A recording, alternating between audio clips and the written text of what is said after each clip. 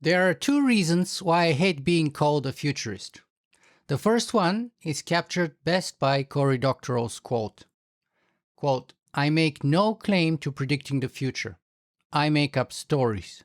Stories are better than predictions. Predictions tell us that the future is inevitable.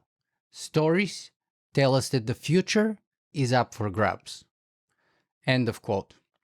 The second reason is that every time I talk to professionals, such as my friend John Smart, I suffer serious bouts of imposter syndrome because I can't help but realize that after 17 years of studying the field, I know nearly nothing about it. My name is Nicola, and you're watching Singularity FM, the place where we interview the future. If you guys enjoy this podcast, you can show your support by either writing a brief review on iTunes or by simply going to interviewthefuture.com and becoming a patron. My guest today is John Smart. John has taught and written for over 20 years on topics like foresight and futurism, as well as the drivers, opportunities, and the problems of exponential processes throughout human history. John is the president of the Acceleration Studies Foundation, the co-founder of the Evo-Devo Research or Evo-Devo Research Community, and CEO of Foresight University. Most recently, John is the author of Introduction to Foresight, which is this beauty right here. And in my view, this book, Introduction to Foresight, is a one-of-a-kind, all-in-one instruction manual, methodological encyclopedia, and daily work Bible for both amateur and professional futurists and foresighters. So, welcome to Singularity FM, John. It is an honor to be here, Nicola, and you had me on 10 years ago after my first 10 years as a foresighter, and now here we are 10 years later in my second decade of this career. It's so wonderful to see all of the work you have done in the last 10 years, and I really enjoy the opportunity to share my thoughts on foresight as well. So thank you. Thank you, John. And the work that you have done, let us not forget, because this is the reason why we are here today. And as I said, this is phenomenal work. It's very dense, but it's very rewarding. I think I would be rereading it, honestly, because there's so much packed in it in such a little space. And we're going to talk about this today. However, let me start with something a little simple. If you had to introduce yourself, John, in one sentence, who is John Smart? Got 5 fingers, so I've done that exercise before. What are the 5 things that kind of most make up me? And I would say I'm an educator, an entrepreneur, I'm a foresight coach, I'm a complexity researcher, and I'm a husband and dad. Of course, I cheated, husband, dad, those are really 2 things, but I put them all together. I'm in a family. And you do have a wonderful family. And I have to say, when me and Julie were doing this road trip from Arizona, from Phoenix, Arizona, all through California, was it in 2015 or 2016? We had the pleasure of actually visiting your family, and that was wonderful. It was just so much fun. My wife enjoyed it. I enjoyed it. It was so wonderful. I'm looking forward to have another one of those. Thank you. That was really fun. And I think your wife saw the library I have here, which is now in my garage office, 2-car garage office. I've got this huge library on all the walls. And we had that fun conversation about, how do you read all those books? And I said, well, I don't read them. I treat them like movies. And I spend, 1 to 3 hours with each one. I sit down and I just jump through it, and I make that little index on the inside front cover of the book, right? Just make a nice little index of all the cool things I found, and that is my record. That's my movie. And so I just try and make a movie once with each of these books, and then if the book calls to me in my dreams later, I'll pull it down and read it old school. But most books, we don't have time to do that. There's too many great books out there. And I do recommend reading a book like a movie. I got a 4-page, it's called interval reading. And I've got a 4-page, or sprint reading is the other term. I got 4-pagers on how to do that in my book. So yeah, that was fun having that conversation with her about that. Books are amazing. Erasmus Darwin said, if I have money, I spend it on books, and then if there's any left over, clothes and food.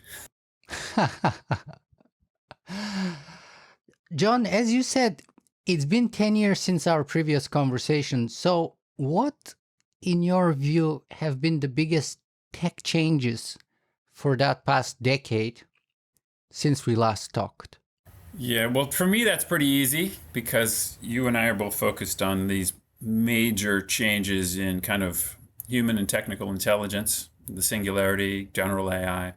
So, right after you and I had our conversation, deep learning started beating the pants off of all of the engineered forms of AI in the NIST competitions. And ever since, the old school way of building AI, it doesn't work anymore. I mean, it works, but it's nothing compared to growing and training these neural nets.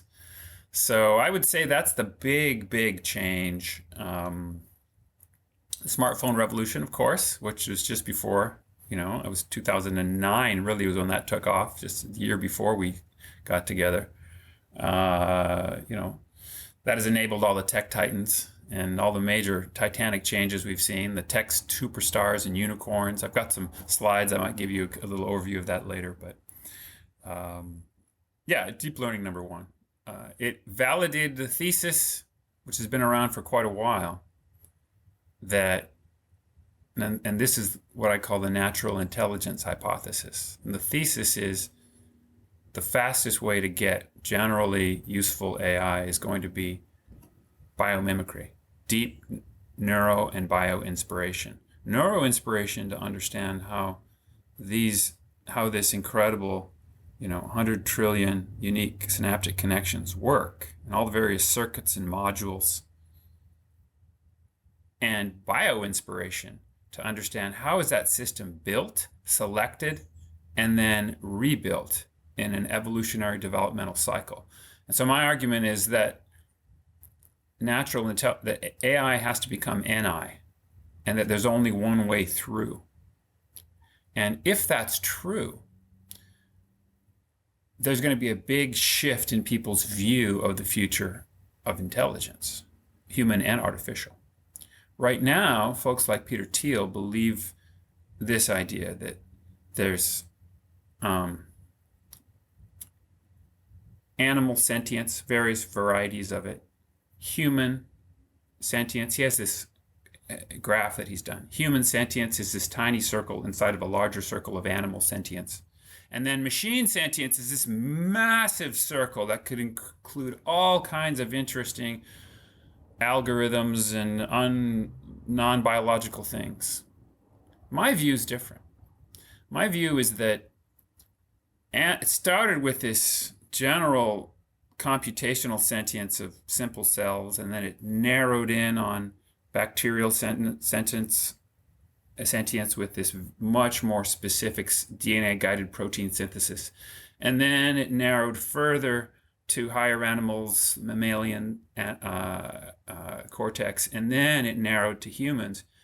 And in the process, there's always a slight new field that's opened up. So these are narrowing, but they're moving in a particular direction. So there's a little bit of overlap. And then machine sentience is going to do the same thing. It's going to narrow in further and open up a little bit further on one end, but it's basically a narrowing in on a set of fundamental constraints that work incredibly well at keeping all these complex actors knitted together.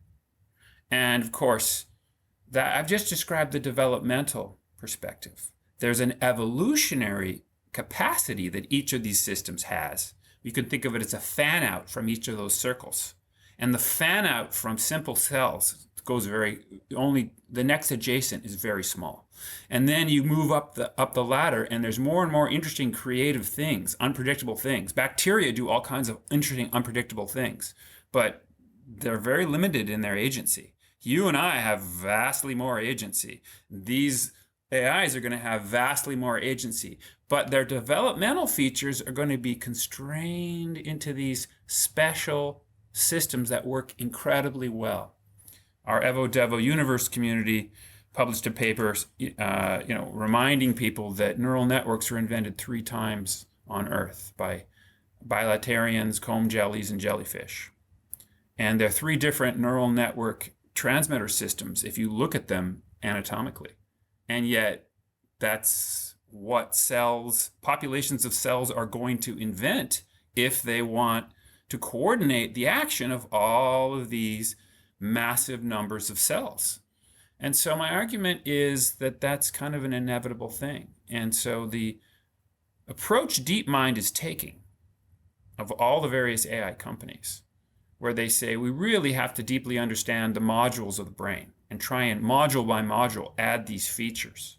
My argument is that's the right approach. That's the one that's going to bear fruit. And so the interesting implications of that we could talk about later, and we will in the future, but one of them is these things are going to have emotions. Until you have AIs that have not only compositional logic, which deep learners don't have today, but actual emotions, so that they have a gut feeling of what to do when they're in a logical logjam, which you and I get into all the time because logic is so weak compared to the combinatorial explosions of possibilities of reality. What do? We have a gut instinct. And Damasio's Descartes' error by Antonio Damasio studied those people that have lesions in their amygdala, so they have no access to their gut feeling, and they do what you would expect a hyper-rationalist to do. They just argue with each other endlessly over, I could do this, I could do that, and they don't make a decision. So my argument is the future AIs, and Richard Yonk has described this in his book, The Heart of the Machine. He's a futurist that'd be worth bringing on if you haven't had him yet. Richard Yonk, The Heart of the Machine. He talks about the future of emotional intelligence in AI. These things are going to have gut feelings. And so if you say that, well, okay, so they got to copy those circuits. They got to figure out how to do that. They got to have these state summaries. There are going to be these rough statistical, inclinations they have. Well, are they going to have ethics like ours? I would argue yes. Statistical ethics, where they police their bad actors. Are they going to have beliefs that they can't prove about the future and their relationship to the universe? What Kurzweil calls religious rituals? Yes, I would argue they have to have that too. I would argue that because of these developmental constraints, yes, they're going to have all these new evolutionary capabilities, but their developmental constraints are going to keep them in that direction. So for me, this has been a big validation, the advances of deep learning. And the last thing I want to say about that, the recent articles by folks like Gary Marcus, who's a colleague of mine, that deep learning is starting to peter out, even with transformers I shouldn't say even with. Without transformers, deep learning is starting to peter out because it's only one of the circuits we need to copy. And so yes, transformers are going to give us all these interesting new capabilities. They're going to reinvigorate it for a while, but still that's going to be on an S-curve. If that model is correct, Demis Hassabis, who you should bring on, he's going to say, bring more, what's the next modules we need? So for me, there's been a big validation, and then now there's a further recent validation that we need to keep going further into this natural intelligence space. Yeah, I've had Gary Marcus twice on the podcast so far, and it was fun. But let me ask you, and we're going to come back to AI a little bit further down the conversation, but let me ask you, you told me all the things that kind of happened on the tech side, which were not really a surprise. Let me ask you, was there something that you expected that was going to happen but didn't, that was kind of a disappointment or a surprise of a kind? Yes, I would say that China's kind of a tendency toward totalitarianism has been a big surprise. I expected China to, keep rocketing ahead. We talked about that 10 years ago. They were out investing us in nanotech and infotech even then. I didn't expect them to turn so far into this kind of control mode because they are actually really hurting their ability for their standards to be adopted globally. There was a hot moment about 2 years ago when everyone thought maybe a lot of these Chinese IT groups are going to start setting global standards, but since they've continued to go further into this kind of social credit and surveillance and control, particularly of the Uyghurs and these other groups, and now we're worried. Now we're scared, and particularly since Ukraine, I think that's the big wake up everyone has had, that there are again these two competing open and closed ways of using technology. And I didn't expect them to go as far into the control, and I think they're going to continue to go further in that direction, regulating their tech titans and such. And that is a bit of a gift to us economically, but morally it's concerning. Morally it's quite concerning because now we can see that approach, that closed approach, is being enabled by the biggest, most powerful tech actor besides the United States.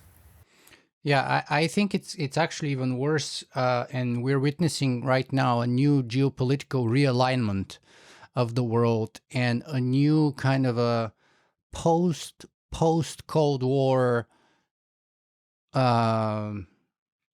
decoupling, perhaps is the word.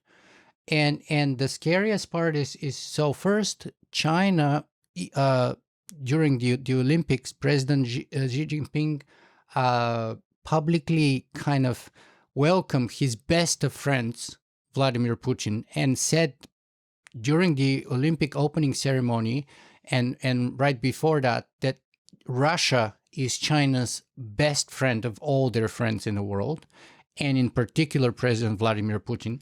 He said that at a time when pretty much he must have known that Putin is about to invade Ukraine. I'm going to disagree with that. I'm going to agree with everything you said right up to that point. Okay, and let me just finish though. And now it's getting worse. So maybe you can argue he didn't know the invasion of the Ukraine, which I think there's lots of evidence suggesting otherwise, but let's assume he might not have. Right now, you have this kind of decoupling between the West, economically speaking, and Russia. So you have something already like 250 businesses that have left Russia. And the Beijing ambassador to Russia has basically told their Chinese businesses that right now it's the perfect time to invest for the Chinese industries and businesses to go invest in Russia, because the West has moved out and is now created this kind of a vacuum. And it's the perfect opportunity for Chinese business to go in and fill that vacuum. And that is kind of the new geopolitical realignment that I'm concerned about, because what happens here is, on the one hand, you have Russia, which is the largest country in the world in terms of territory. On the other hand, you have China, which is the most populous country in the world in terms of mere numbers. 1.2 or is it 1.5 billion Chinese? Closer to 1.5 or 4. Yeah, 1.5, I thought. That's right.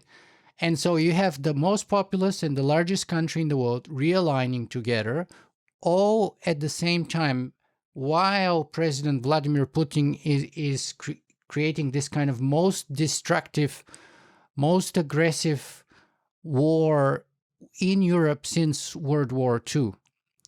And so this, combined with the fact that, Russia doesn't shrink away from clearly using its military power, even though it's not paying its dividend at the moment, and China has this kind of economic, technological, and demographic power on its side, it can create very serious decoupling between the West on the one hand, the Europeans, the Americans, and China and Russia on the other hand. So let me make a parable here. We had 1,000 years of a dark ages in the West. What did civilization as a network do as an evolutionary and developmental network. Civilization just kept accelerating. That's the mystery of accelerating change. What happened when the West shrunk was there was already enough recording with books and scrolls of knowledge that repositories from Alexandria and other places on the Mediterranean just migrated all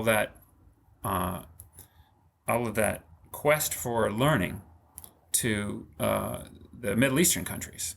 And so we saw Arabic scholars make some major advances in medicine and science and technology while the West shrunk. And it is quite possible, I mean, you can simplify the argument slightly and say, I'm going to take a slightly right-wing perspective here. We gave away our manufacturing base in America to the first wave of crude globalization, first IT-aided wave of globalization. Germany did not. So Germany maintained a strong manufacturing base and education base, and America went backwards for a while. We had a bit of a mini dark ages for 50 years, and so that's why folks like Trump can be elected, because our middle class went backwards for quite some time. And that was an interesting bargain we made, but now that bargain's over, and now we're seeing it over because we do not believe the values that China is employing in its society. It's not liberalizing the way we had hoped it would, as its middle class has, as fast as we would hope it would. And so now we're going to have to take a page from Germany and reindustrialize and reshore and relocalize. And there'll be this decoupling. Is it really that bad? Does the network itself suffer? I would argue it's actually beneficial to have a certain amount of this decoupling, because then we're going to strengthen ourselves again. And then the countries that go inward, as we all know, at a certain point, they just get outcompeted by the ones that are open. They get completely outcompeted, and they become, in terms of the future, the real future of politics, of economic interaction, of culture, they become more and more like a North Korean hermit economy. And then they eventually have to liberalize. China looks at the 100 years where it kind of turned inward as the great humiliation. It's doing it. It's doing it to itself again in a small way. It thinks it's just being kind of good morals. It thinks, unity first. That's its value, right? Unity first, innovation second. So it thinks it's kind of doing the right things, but the West is looking at that and saying, no, that's actually not good morals. You've taken it way too far. You're delaying these freedoms of individual self-determination and political expression that all these subcultures want. You're doing it because you don't want to fraction into a zillion little cultures. We understand that, but you've taken it way too far, and this decoupling is going to hurt you. But will the network lose? In my, lay opinion, looking at this, I would draw that analogy to the Dark Ages and say, no, the network always wins. That's the interesting thing about accelerating change, is if it's happening in a diverse evolutionary developmental network, somebody's going to be losing. It could be half the world, as you're saying, but it's not anymore. In the 80s, it was half the world under communism, right? Half of the world, 50% of the world's people. That's gone. It's now this shrunken subset of what it used to be. 5 million, 4.5 million of the best Russians have left Russia since it collapsed 30 years ago. The same thing is happening to Ukraine right now, but in hyperspeed. All the best people with the most prospects are leaving, and they need support as emigres, and then of all the poor people who were left behind in these fatalistic countries, right, who are stuck. And I would say, if China thinks it's going to be able to develop Russia the way it developed, say, Africa, right, the 9 countries that it moved into Africa, and it looked at them and it said, oh my gosh, this is Chinese hinterland 25 years ago. So there's 1,500 companies, Chinese-owned companies in these 9 countries in Africa, and they're rapidly uplifting those countries because they looked at those subcultures within Africa and they said, these particular countries, there's a lot of kids that want to work.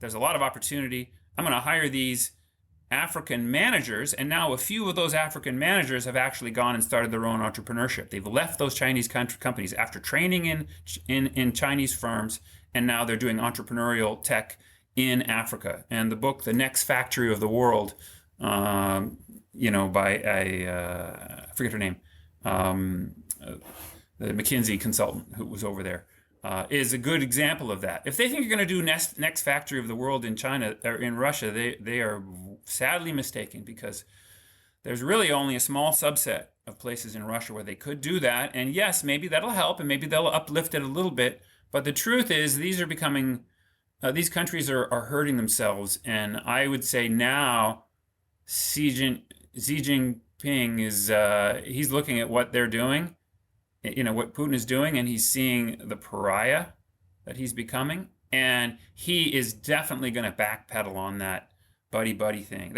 That's my guess as to what's going to happen. He's going to backpedal on it. And I really hope so. I really hope so. My concern is that if you look at Chinese propaganda at home, domestically speaking, they're 100% protecting the Russians.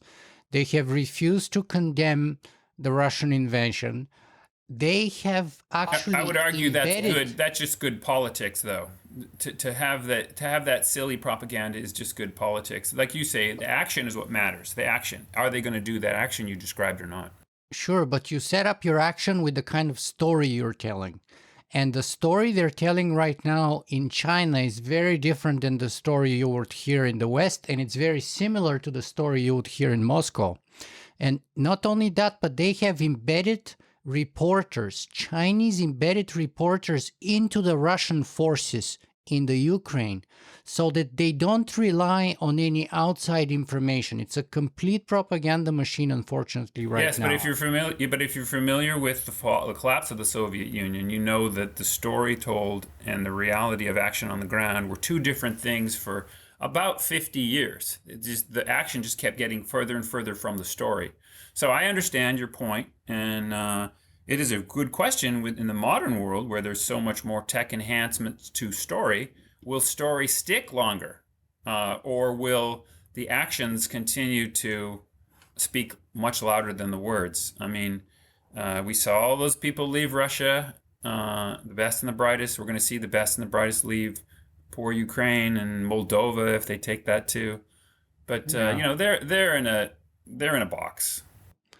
I actually visited Russia just a few years ago with my wife, and we took that train from St. Petersburg to Moscow, which is the Russian speed train. And actually, that now is the route out.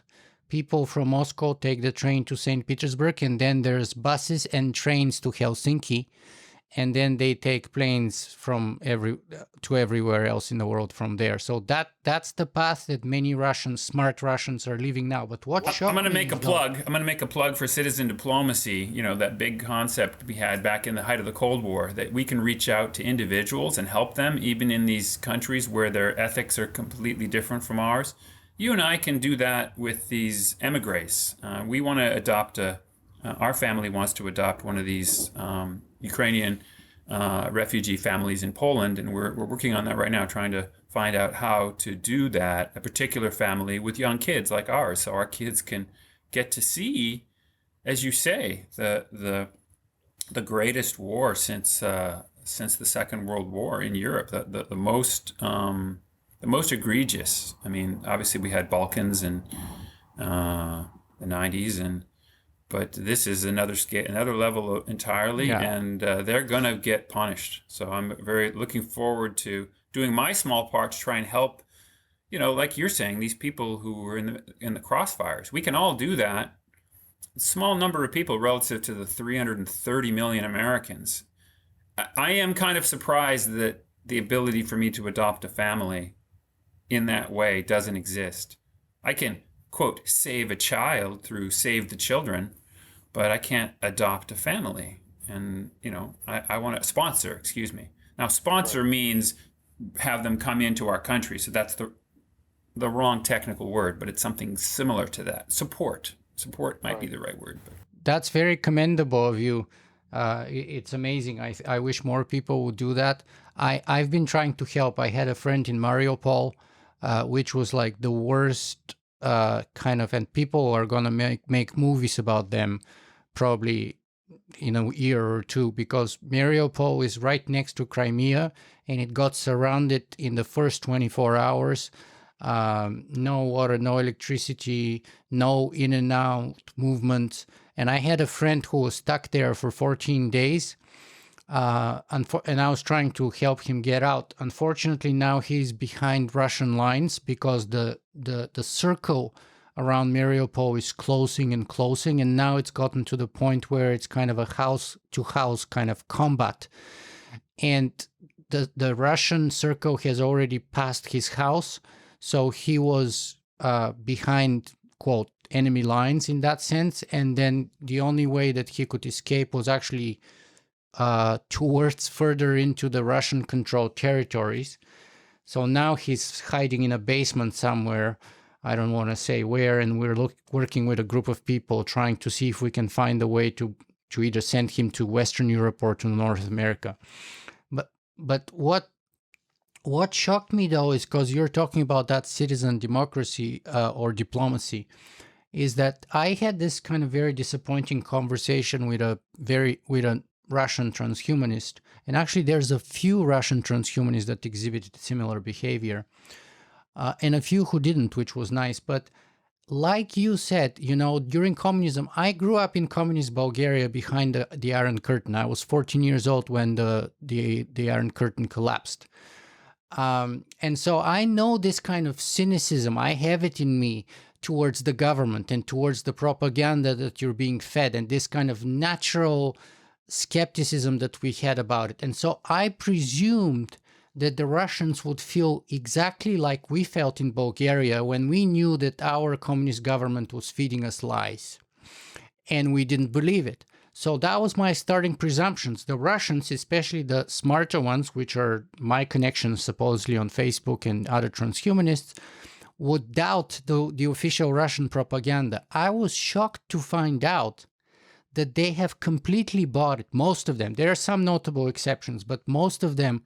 And it got so bad that I had this conversation with the Russian transhumanist. And if you're transhumanist, you're supposed to be transnational. You're supposed to be beyond nationalism. Yes, FM 2030's view of the world. Yes, I'm not a citizen. I'm a citizen of the planet. Yeah. Right, that's the Socratic view, if you will. I was born Athenian, but I'm a citizen of the world. So that's just the version 2.0. The transhumanist view is version 2.0. But I was shocked to find out that Valeria was giving me exactly the Russian propaganda and was sending me some faked pictures about that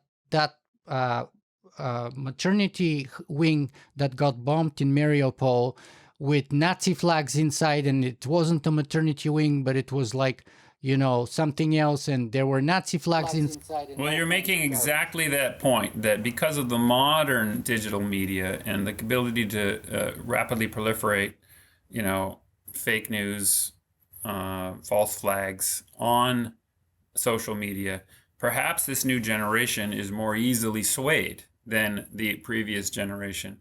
Another way of looking at it, it could be just they've had a longer amount of fatalism in that country. That country has been broken for a much longer period of time.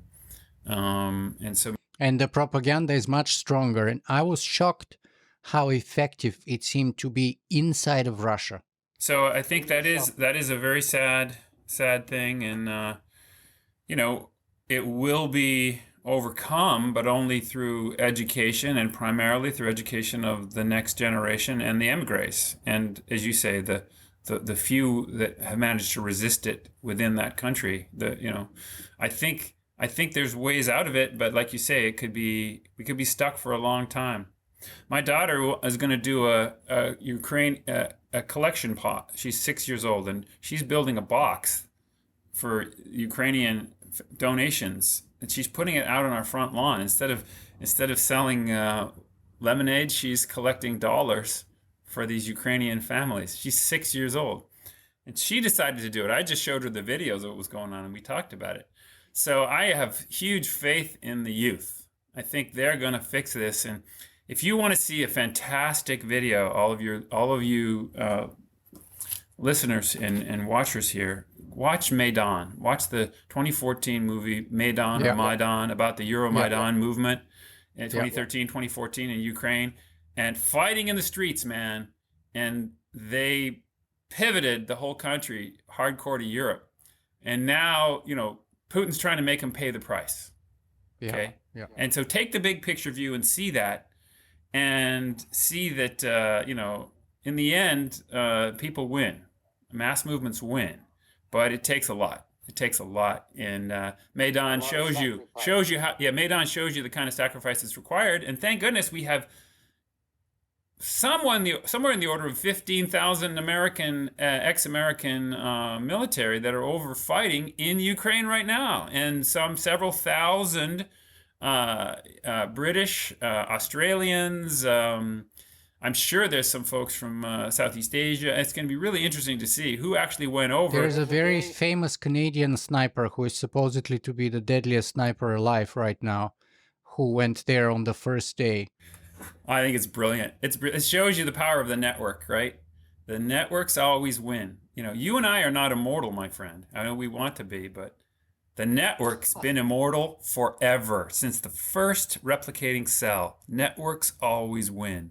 And that's central to my second book, which I know we'll eventually talk about. It's the big picture foresight. So, right, John, we had a kind of I think it was still a valuable diversion, but it was a diversion. Yes, sir. Yeah, it's going to get back on track.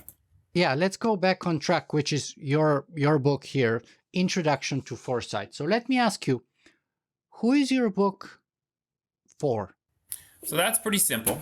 It's written for two groups, students and leaders, and anyone who thinks of themselves as either. Now, you can lead your family, you can lead, any group. You can lead yourself. You always start with self-leadership by having a vision for your own life and some kind of a plan. And we're all students, but at different levels. Some of us are autodidacts, which is people who believe we can teach ourselves just about anything that matters. So this is primarily for the student and the leader who is more of a self-leader and an autodidact. And this is the executive edition, which is the short version. It has 6 chapters missed. There's 6 chapters more in the student edition. And they're all about things that students should know that leaders don't necessarily need to know, like all these traps you can get in misapplying foresight. And it's also a tutorial on how the firm works, 12 departments of the firm. And it's got some more advice, general advice for students. But at 280 pages, the executive edition is still a great first start for people, even students, who just want to get a sense of what foresight is and just how important it is to the world, which I know is one of your future questions. So I'll hold off until that. Yeah, and you cheated a little bit because your pages are large size, my friend. And okay, I'm going to disagree. I'm going to argue that 8.5 by 11, which is a global a U.S. standard for articles, that should be the standard for serious books, in my opinion. So I know it's big. I know it's big, but it's not. Everyone wants to have these smaller books. And so I think it should be bigger. And I also think that books today should be full of links. This book is full of links. Now, if you get the Dead Tree version, you look at them and you say, I can't click on that link. Hey, why did you put a link there? I put the link there to show you there's more information if you want it. Go ahead and get the digital version as well, or get a free PDF from me. Email me and I'll send you one.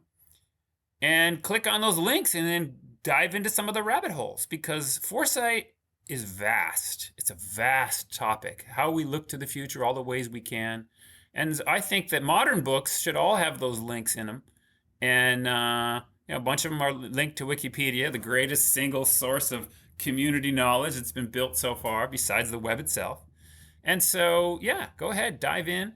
And don't be scared of, 8.5 by 11, 280 pages. Because it's small font. Well, it's 9. 9 is that standard. Wow, 9, I don't know. I usually stick to 11, maybe even 12. So 9 is another, what, 20% smaller.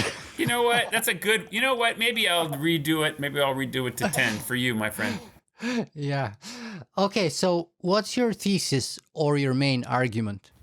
The main thesis is that foresight is one of the three fundamental things that define human beings. And you really want to grapple with that and own it. And the three fundamental things are head, hand, and heart, as some of the social activists like to say. We have a head with a forebrain that can look ahead and imagine in detail and predict in detail and scheme for things we want to get to make ourselves and the world better. Hand, we have these incredible things. We have two prehensile limbs that can grasp, and we have opposable thumbs on the end of that fractal, right? This and this. And that lets us manipulate tools. And they make us, as a transhumanist would say, more than our biological self. The very first tool we picked up, a sharp rock, made us more than our biological self. And we've been becoming more transhuman ever since, or more, I would call it more human ever since. The thing about a human is we're a verb. We're always becoming something more than our biological self. And then the third thing is heart. You and I are deeply pro-social animals. We cooperate first and compete second. I know we're going to talk about that later. That's co-opetition. But the critical thing to remember is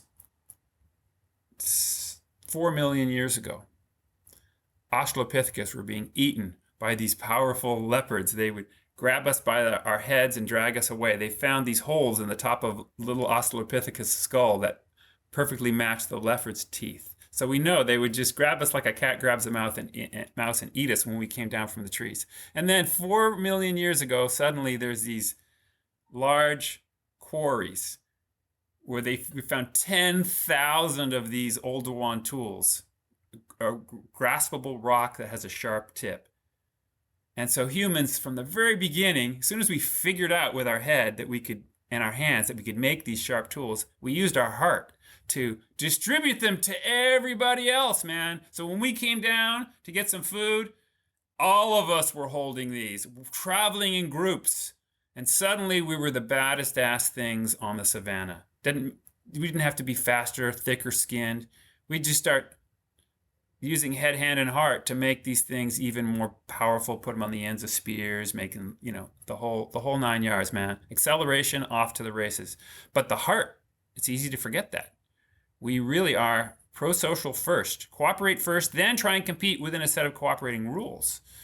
And if we recognize that empathy and ethics are at the center of humans, then we can ground our foresight and our technological action, our head and our hand. So, but of the greatest of all three of those gifts, I would argue, and I'm biased of course, is head, is that we have this capacity. Suddenly we woke up and we could see, we could imagine the future, and we predict it, we try and imagine it or create around it, and then we try and preference. And those are the three main ways that we grapple with the future with our imaginations. So, what is foresight then? How do you define it? And perhaps just for clarity, how is foresight different from futurism, or is it? So, our field likes to break foresight down into two things. There's the foresight practice, and then there's futures thinking and stories. So we call one foresight and the other futures. So if you use any kind of practice, any methods, and you share them with each other, that's foresight. If you have any models for how you should do it, that's foresight. If you tell stories and you try and critique them with each other about the future, that's futures or futurism. If you do it in an academic setting, it's called futurology. But the reality is, it's all foresight. It's foresight applied, right? And foresight output. And so if you like to consume foresight output or generate it yourself, you're a futurist or you love futures. And if you are interested in the practice of it and helping people see the bigger picture of it, that's foresight. And so that's really what this book is. It's primarily a set of tools for individuals, for teams, and for organizations. And I'd love to get into those, give you kind of a little overview when you're ready. I've got, I don't know, like a small number of slides I could just throw up. Sure. Let me just go through a couple of other things here because I think they're valuable. So first of all, let me bring in a couple of quotes from you. In the book, you define foresight as, quote, humanity's greatest gift. Foresight is the act of looking to and thinking about the future. Now, I also read this fantastic paper of yours, which I also recommend, and I'm going to put the link to it. I don't know if it's public, though, so if it is public, I'll put a link to it. It is, yes. Okay, it's called Exponential Progress, Thriving in an Era of Accelerating Change. And in that paper, you have another definition, which is also very useful, I find, and that's, quote, we can define strategic foresight as being most essentially about just three things: discovering and predicting the probable, taking advantage and guarding against the possible, and steering and leading toward the preferable as we understand them. End of quote.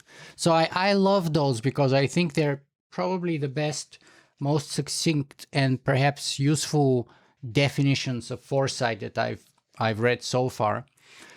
But let me just ask you, before we go into some slides perhaps, what is then the difference between a futurist and a foresighter?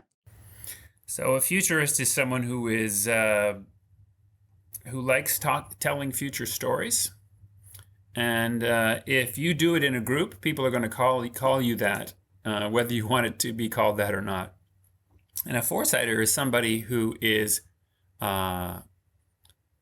tasked or paid by others to look to and analyze any aspect of the future. And that has to be far enough ahead or in enough detail in the short term that uncertainty matters. So it can't just be some kind of, say, engineering analysis in building a bridge where you're applying all of these known models and you're just extrapolating that out. That's not foresight, that's engineering or physics or whatever you want to call it. But it has to have grapple with uncertainty. And so foresight could be, you could be doing foresight work in an equity trading firm on the horizon of a few days, or weather prediction on a horizon of a week or two, or geopolitics, as we discussed. Yeah, geopolitics. You could be doing it for long-term climate modeling for hundreds of years. So foresight is anything where you are tasked or paid to do that, to look to and analyze the future. And it's not about necessarily telling stories around that. That's a very important thing, as you have been beautifully illustrating, and it motivates us deeply to have a story for ourselves and for the world, and to change our stories, to question our stories. But that is in the futures side of things, the futurism and futurist side. And like I was saying, that label can be put on you whether you want it to be or not. You can say, oh, I'm not a futurist. And I was like, no, yes, you are. You're talking about the future. I don't talk about the future. I don't care about the future.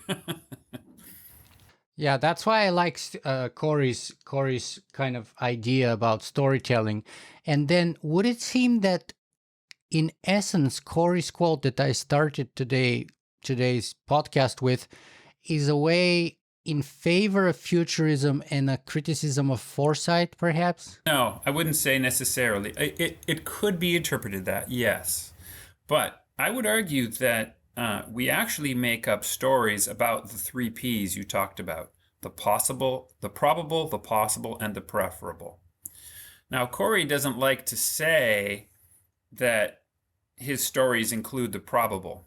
I would argue he's being a little bit disingenuous. I can actually tease out in his stories things he's saying about the probable, about the possible, and about the preferable. In fact, he's saying he actually splits the preferable, as everyone should do, into the preferred and the preventable.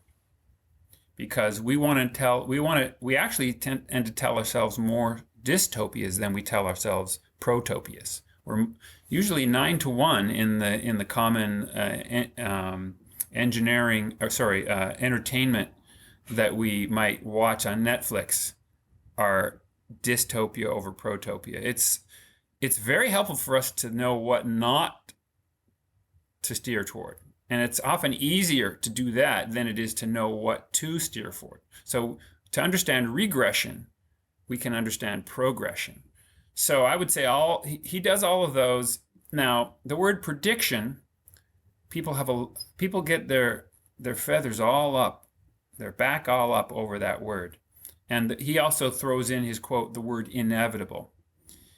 Unfortunately, there's a whole bunch of things about the universe that are inevitable. We started discovering them, in the 1600s with celestial mechanics. Then we discovered them 150 years ago with second law of thermodynamics, and we discovered more with nuclear decay and relativity. A whole bunch of things that are predictable. And then, of course, that's just physics. On top of that, it's biology, chemistry, biology, social predictability, all kinds of predictable trends, and globalization and liberalization. So predictable, you really do, to be honest, you got to use that word, but in a broad sense very often. It's an envelope of predictability. So I'm going to agree with that. That's definitely the way you have to look at it. So it's inevitable, but in a statistical sense. It might not be inevitable in this country. My argument would be it's inevitable in the network. In the network, you can show this inevitable accelerating change. Someone somewhere is going to keep accelerating. And that's not because necessarily just human invention. It's because the physics of the universe allow this crazy acceleration when we dive inward, back to our discussion of Moore's law and such in our last talk. So that would be my sense, is the future is up for grabs. Yes, I agree with that. It's mostly created by us. Mostly we get to choose the path. But there are these, let's call them the framework of the painting. That framework is pretty strong. It's going to constrain us. You and I are going to, it's pretty obvious, all these demographic things about what our lives are going to be like that we can predict right now, and we can make a lot of money selling insurance around it. So yes, those will be changed through, small amounts.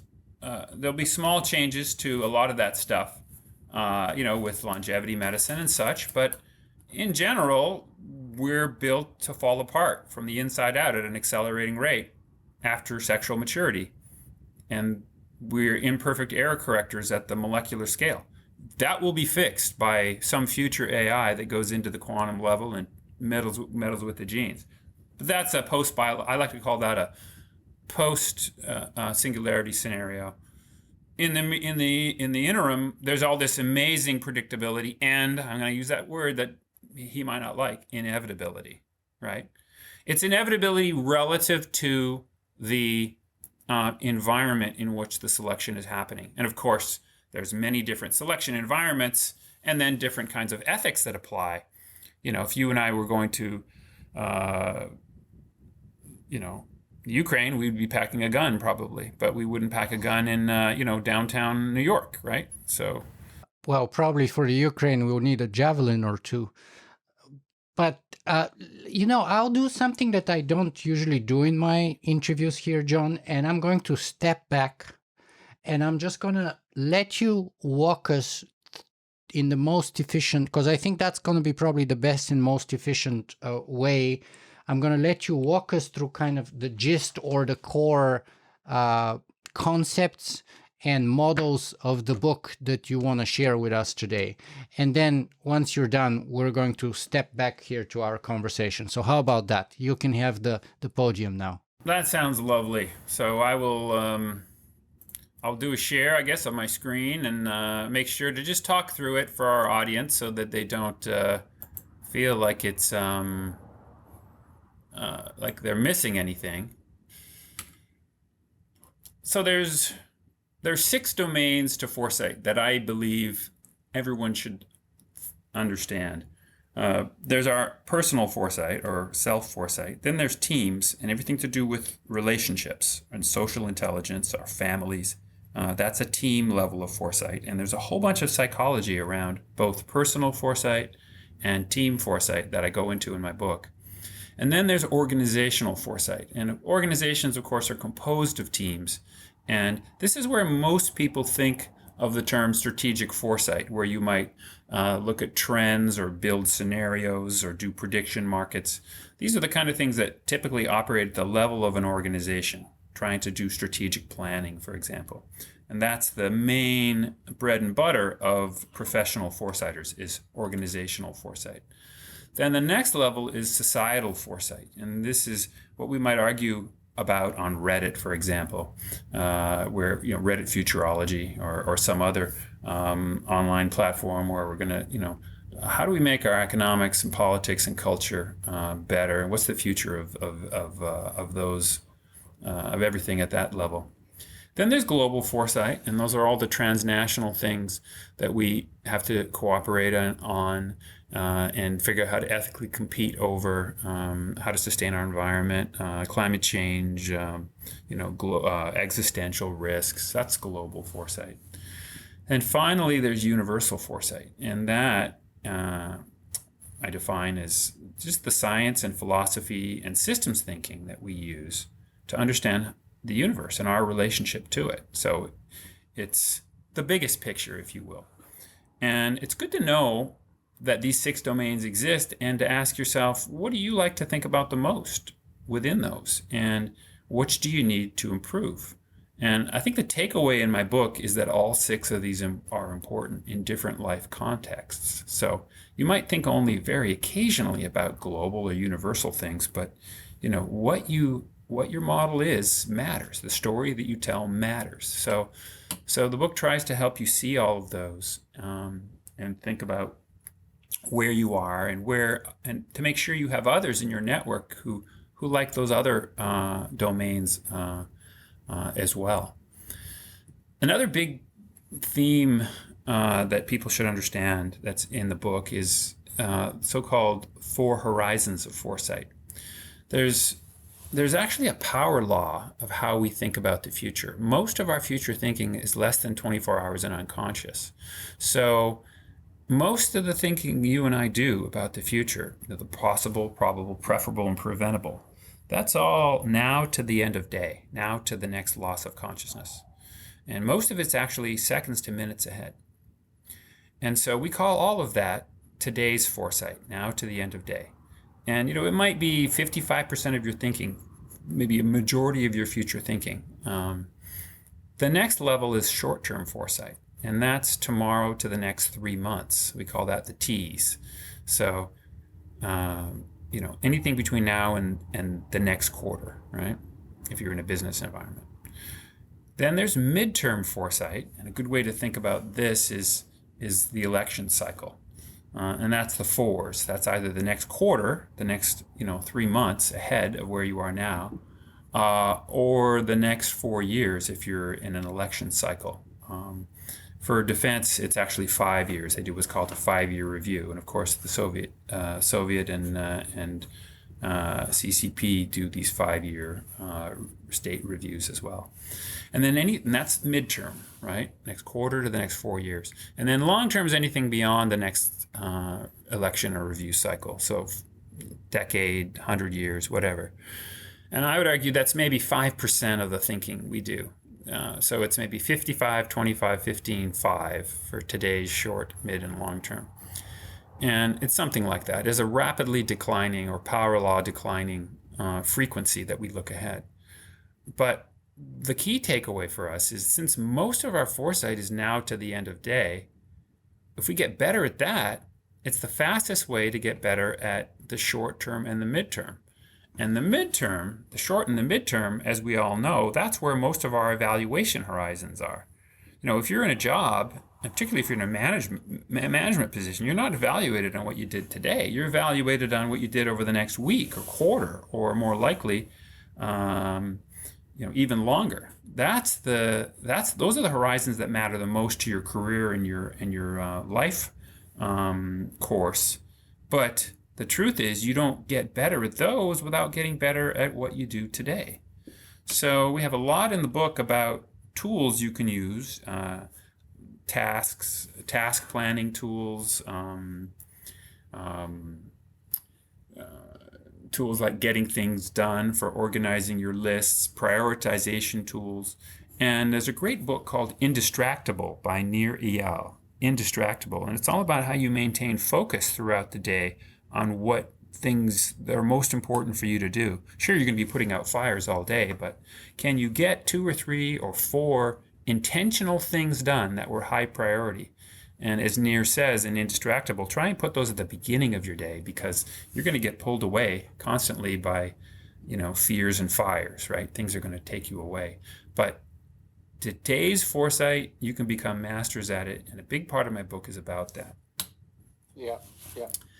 The other thing that I'd like to mention is this 3 Ps, which we just discussed. And that was in Alvin Toffler's Future Shock in his book 1970. He was one of the best-known futurists of the 20th century. Alvin and Heidi Toffler, actually, they co-wrote it together. And he said, there's a probable future, which I call developmental future, the possible future, which I call the evolutionary future, and then there's the preferable, or the Evo-Devo future, right? A mix of those two. So there's physics around the probable, as we were describing. There's physics around the possible. We didn't describe all the physics like quantum mechanics and chaos that have an irreducible uncertainty to them, and we discovered most of those in the 20th century. So there's somehow those 2 physics created organisms like us with preferences and intelligence. So I would argue this possible, probable as the base, creating the preferable, that's what we call the Foresight Pyramid, and that's really kind of baked into the physics of how complexity emerges in our universe. So it's a very useful, very grounded model. And if you think of, well, how does that apply in organizational settings? Well, you have people who love thinking about the probable. They have this funnel orientation to the way they think, and they looking at the past. And so those are the forecasters, the risk managers, financial folks, law and security folks. And then on the possible side, you have your innovators, your entrepreneurs, your ideators, your artists, your designers, the people who handle knowledge management and L&D in your organization. They're all about kind of the possible. And they think in terms of trees, like Darwin's tree of life. They see all these expanding possibilities, and they tend to be future-oriented. Then, bridging those two are the people who have to steer the organization towards preferences. Those are your leaders, your strategists, your analyzers, your planners. And I would say the visual metaphor for how they think is landscapes. They tend to be present-oriented. They have to synthesize past and future to do something, to act in the present. And so they see an adaptive landscape. And the peaks of those landscapes are the other actors who are doing well, and the valleys are all the other actors who are not. Or the feature sets in the products they're creating that people don't want. And so they're trying to cooperate and compete across the peaks and to co-opt or somehow take advantage of the folks that are in the valleys, or the preference sets that are in the valleys. So I think these 3 ways of thinking are pretty fundamental, and you got to make sure if you have an organization of any size, you have people who do all of these things, who like this entrepreneurial approach, this forecasting or finance approach, and then this analysis, strategy, planning approach. Then the thing we have to bring in now is sentiment. And this, when I talked to you 10 years ago, this wasn't something I had researched, and now it's this pretty core piece of my book. We feel first and think second about the future. Some of us are optimists, some of us are pessimists. And we can be optimists and pessimists in good ways. You can be an explanatory pessimist, where you just assume everything is bad. And that has been shown to shorten people's lives, increase stress, increase heart attacks and chronic inflammation in people's bodies when they do that. Or you can be a defensive pessimist. And a defensive pessimist is someone who imagines things they don't want to happen. They imagine the dystopias and then they steer away from them. Those are the stories they tell in their head. And defensive pessimists actually live 10% longer than strategic optimists. I was very surprised to find that, and that's in my book, the study. I was very surprised to find that, but it makes sense if you think about it, because they don't kind of burn the candle at both ends. They have better insurance, and they just kind of live more within their boundaries. But you need strategic optimists too, because those folks are going to set your stretch goals in your organization. They're going to make you, what is a mine for if its reach does not exceed our grasp? I forget the quote, but that's what strategic optimist is doing. They're setting stretch goals, ambitious goals for the organization, pushing people to do more than they thought they could, and to fail a little bit, right? And then to take those two perspectives, you want to contrast them. That's what realism is in the view of some of the psychologists I quote in my book. It's an active contrasting. You're looking at a glass half full, half empty, and you're flipping back and forth in your head, and you're seeing both. That's what a real realist is, okay? You're using both well. And there's a book that is pretty central to my book called Rethinking Positive Thinking by the psychologist Gabrielle Oettingen. And she says, you really want to start with strategic optimism and then defensive pessimism and then make a plan. So optimism, pessimism, plan. And you want to do those in a kind of a 1-to-1 ratio. And she's done all this work, all these randomized clinical trials, and they're in her book, and I summarize them in my book, that say if you do optimism, pessimism, plan, and you might do it in today's foresight, if you're making a plan for what you're going to get done today, what you see the top 3 things that are most important, and you want to get them done no matter what, your plan is going to have 50 to 100% less prediction error, and you're going to get 30 to 150% more of it done if you do this versus anything else. If you just go and make the plan and don't feel about it, you're going to get less done, and you're going to be less accurate about what you get done. If you think negative first and then optimistic and then plan, you're going to get 50% less done. That's called reverse contrasting. If you just think about the positive and then think about the blocks, the things that in the past have kept you from doing that, and then you make your plan and you have at least one if-then statement in it, in your mind, like if this thing comes up, this is what I'm going to do, then you get these amazing results. 50 to 100% less prediction error, 30 to 150% more productivity, and greater motivation to overcome obstacles. And she's tested this with students and lay audiences for all kinds of things, like reading, doing tests, changing behavior, losing weight, eating more fruits and vegetables. She's got all these great studies in there. So we've taken that model and we've updated SWOT, strengths, weaknesses, opportunities, threats, into something we call ADOR analysis. And what we argue is if you want to do a quick analysis in an organization or a team, think first of all the advantages external to you that are relative. ADOR stands for advantage, disruption, opportunity, risk. Those are the 4 things you want to think about in that order to use this sentiment contrasting that she's talking about. So first you look and say, what are all the advantages happening in the world that are relevant to my problem that are not happening to me? That's how we define an advantage. It's some advance, some new tool, some new capability that you're not getting right now. Then once you've done that scan, you scan for disruption. And disruption is something that is a forced change to somebody that they don't want. And it's also an opportunity for others, right? COVID was a terrible disruption, but it was an opportunity for Zoom and all of these, Amazon and all these various actors, makers of vaccines, biosecurity, etc.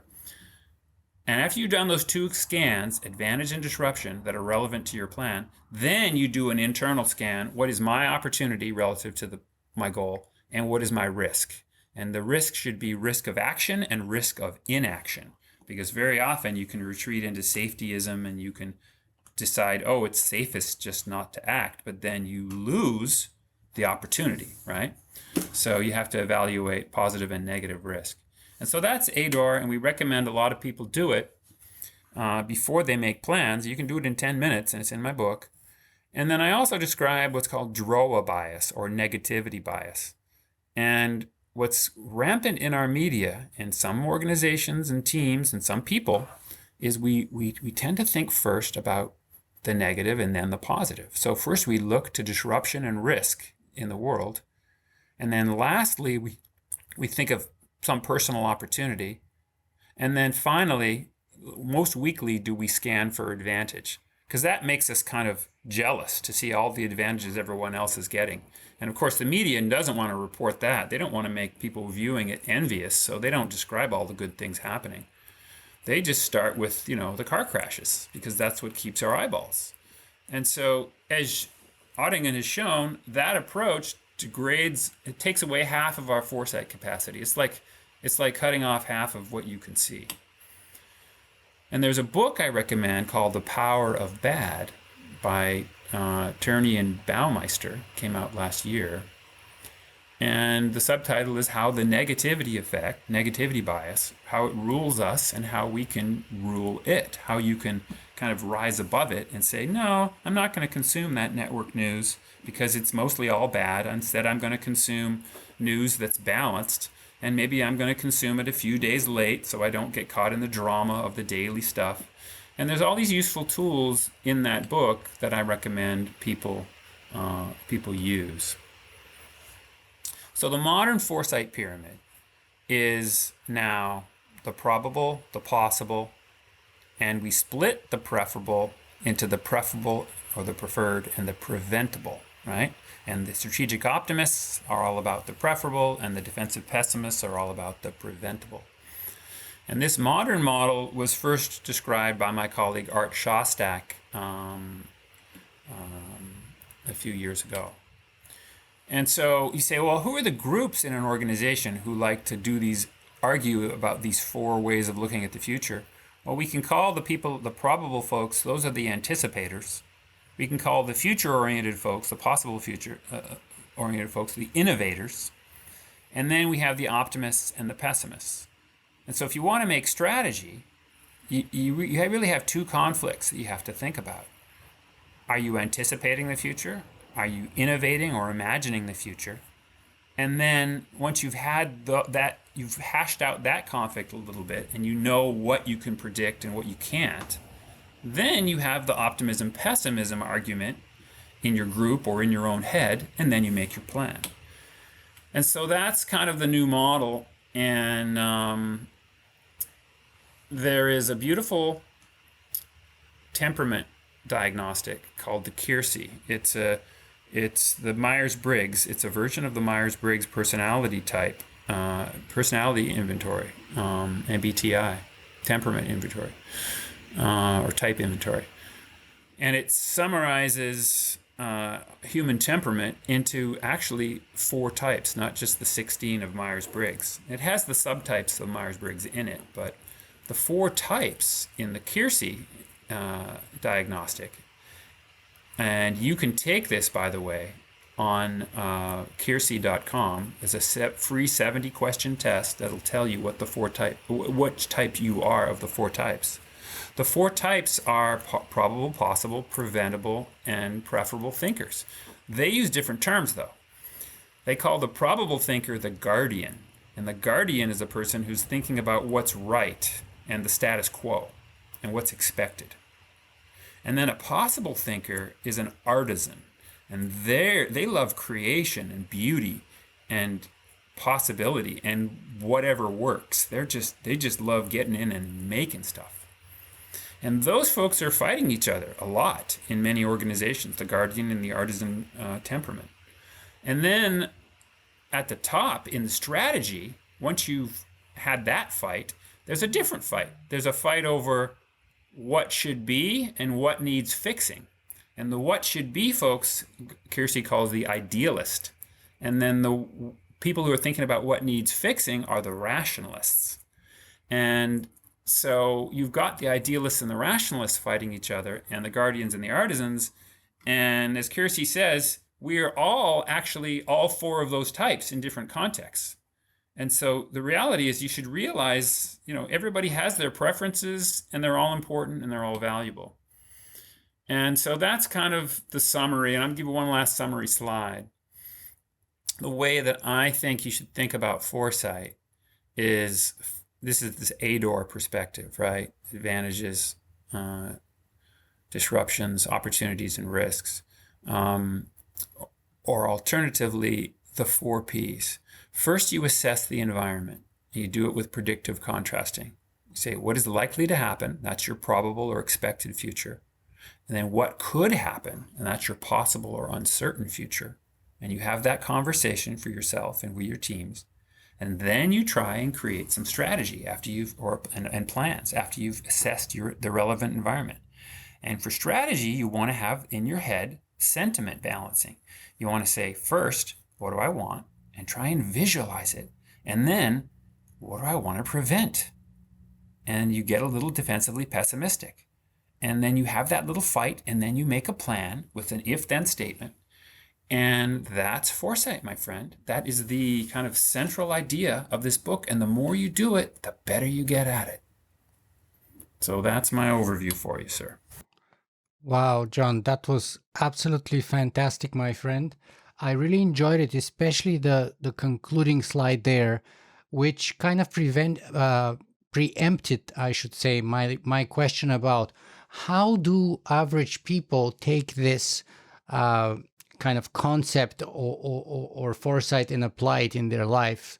But I think if they take those 4 questions, that slide, and go step by step, just as you recommended, I think that's a great tool that we should use probably every day, if not multiple times per day, whether in our personal lives, whether in our professional lives, whether with our, let's say, investment or retirement funds in mind, whether with, with respect to the future of our children, like in any way possible. I think it's a very, very, very useful model. Great job there. Yeah. Thank you, sir. It's an honor to be able to discuss this with you, and also to realize that, there's all this great wisdom out there. The more we're learning all this stuff. Ottingen didn't publish her book on sentiment contrasting until the year after our last conversation. So the whole field of the psychology of foresight, we're learning more and more about it, about how to do it well, and being in touch with your feelings is so important, and keeping them in balance and not getting too optimistic or pessimistic is so helpful to, really to your life success. Okay, so let me ask you this then, because I think we have maybe about 30 minutes or so, give or take. So let me ask you this. What is the biggest misconception about foresight? Something that kind of you have to struggle with, that people misperceive about it, and that you want to settle once and for all, perhaps? Oh, biggest misconception. I'd say the biggest misconception is that there isn't much of a probable future. I call that anti-prediction bias or freedom bias in the book.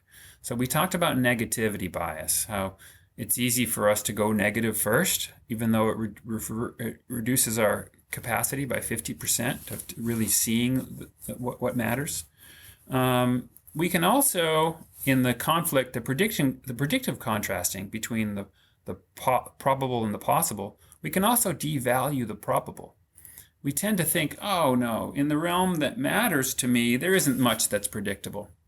But there actually is. If you look at previous analogies, if you look at history, and you get a cognitively diverse group to criticize those models, you can very often find something that's worth betting on. Now, it's a probabilistic bet, right? Usually it's not so high that you would call it inevitable, but often it's very, very high probability. And so you can see that, and that becomes the constraint. And I would argue that there's actually people in the foresight profession who say prediction is not good practice. They actually say that, and they published in some journals and Futures and Foresight saying that. And I've gone out of my way in my book to try and debunk that and say, no, prediction is very good practice. And by the way, you're going to suck at it at first. If you don't practice it, you won't be good at it. But if you keep practicing it and you qualify it and you use the right language, for example, when JFK was being advised on going into the Bay of Pigs, he was given the advice that there was a fair chance of the operation's success. Fair in the analyst's mind was 30%. This is one of those famous examples. Yeah. And there was the paper, but JFK wasn't reading the paper, he was listening to language. But because the language didn't include specific probability, he said okay.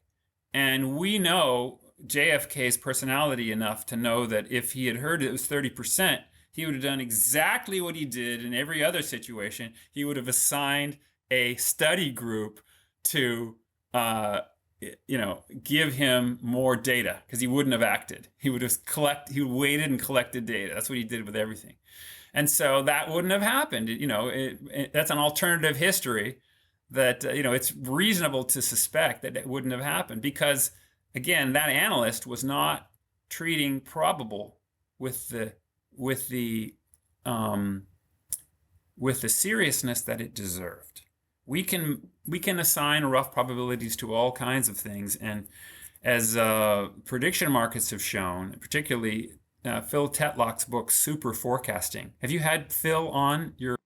I haven't had Phil on, but I'm looking at his book right here on my shelf as you're giving that example, because he talks about it very well. And I actually wanted to bring that because it's a brilliant book, but he made headlines around the world with that book in saying that experts, especially futurists and foresighters, so-called experts or pundits, have about worst chance of guessing the future or predicting the future than a chimp throwing darts. Yeah, so that all depends on the domain, of course. And it's very easy for them to get into places where they're worse than the network. But of course, a network of experts whose cognitive biases are being consciously discussed, I would argue, is going to be better than a network of amateurs even. But Phil hasn't done that study. He just did the study of the CIA experts against the average super predictors in his network who were lay, but they kept beating because the network beats. The wisdom of crowds, as James Surowiecki said in almost 20 years ago, right? A cognitively diverse group guessing the jelly beans in the jar, or the weight of the horse, or was it the cow? Yes, that was Galton. Yeah, Francis Galton. They get much more accurate, and their standard deviation of error goes down.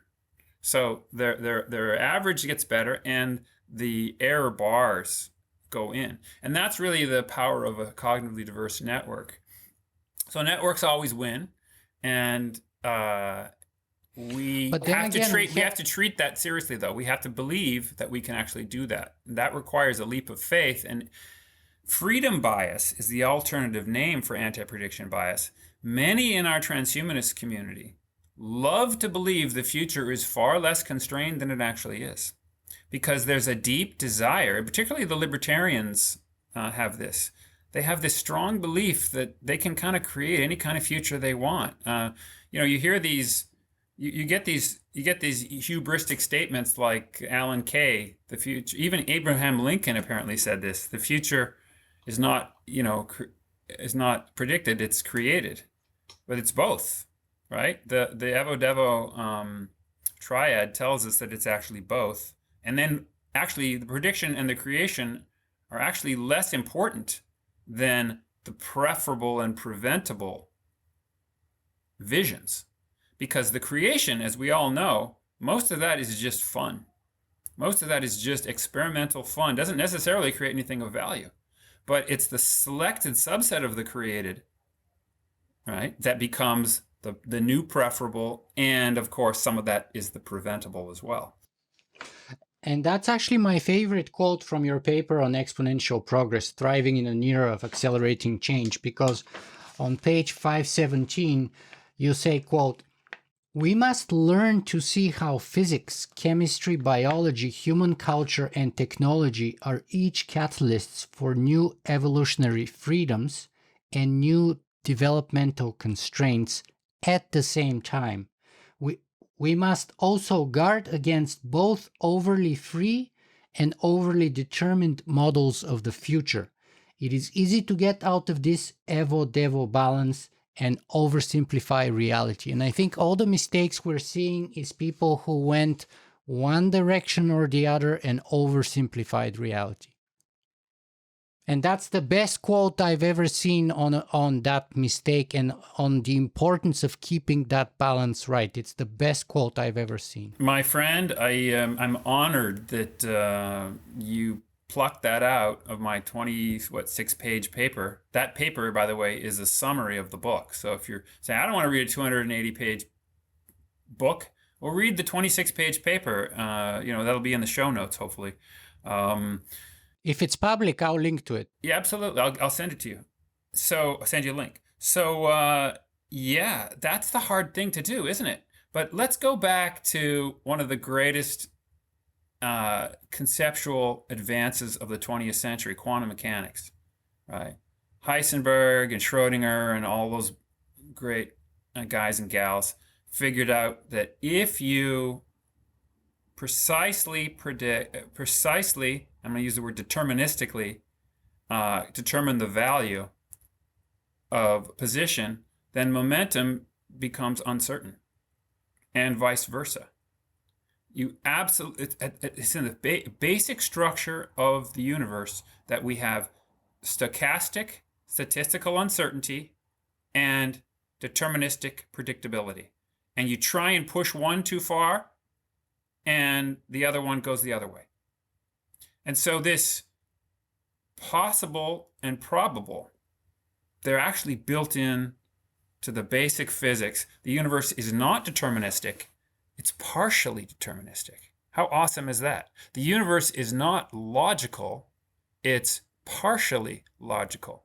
So the Evo-Devo triad, maybe the coolest thing I'm going to say for all of the folks here who love logic and philosophy, is that Evo-Devo triad, where you've got possible and probable at the bottom and preferable emerging, right? Life emerging from the physics of the predictable and the unpredictable, is logic works the same way. You've got mostly inference, a little bit of deduction, and then at the top you've got abduction, right? Where you generalize from and create a probabilistic model, right? Or you analogize. Those are both fundamental kinds of abduction, right? So we've got a lot of folks in our rationalist community, particularly on the kind of ethical altruism side and some of the transhumanists who love logic. That's only one piece of the bottom. The other is inference. You have to constantly infer. It was only through the advance of the understanding of inference that really the scientific method and the Enlightenment kind of emerged. It wasn't just deduction, it was induction. And so you take these particulars and then you induce this general rule, but you're actually abducing. So abduction is at the top. And so you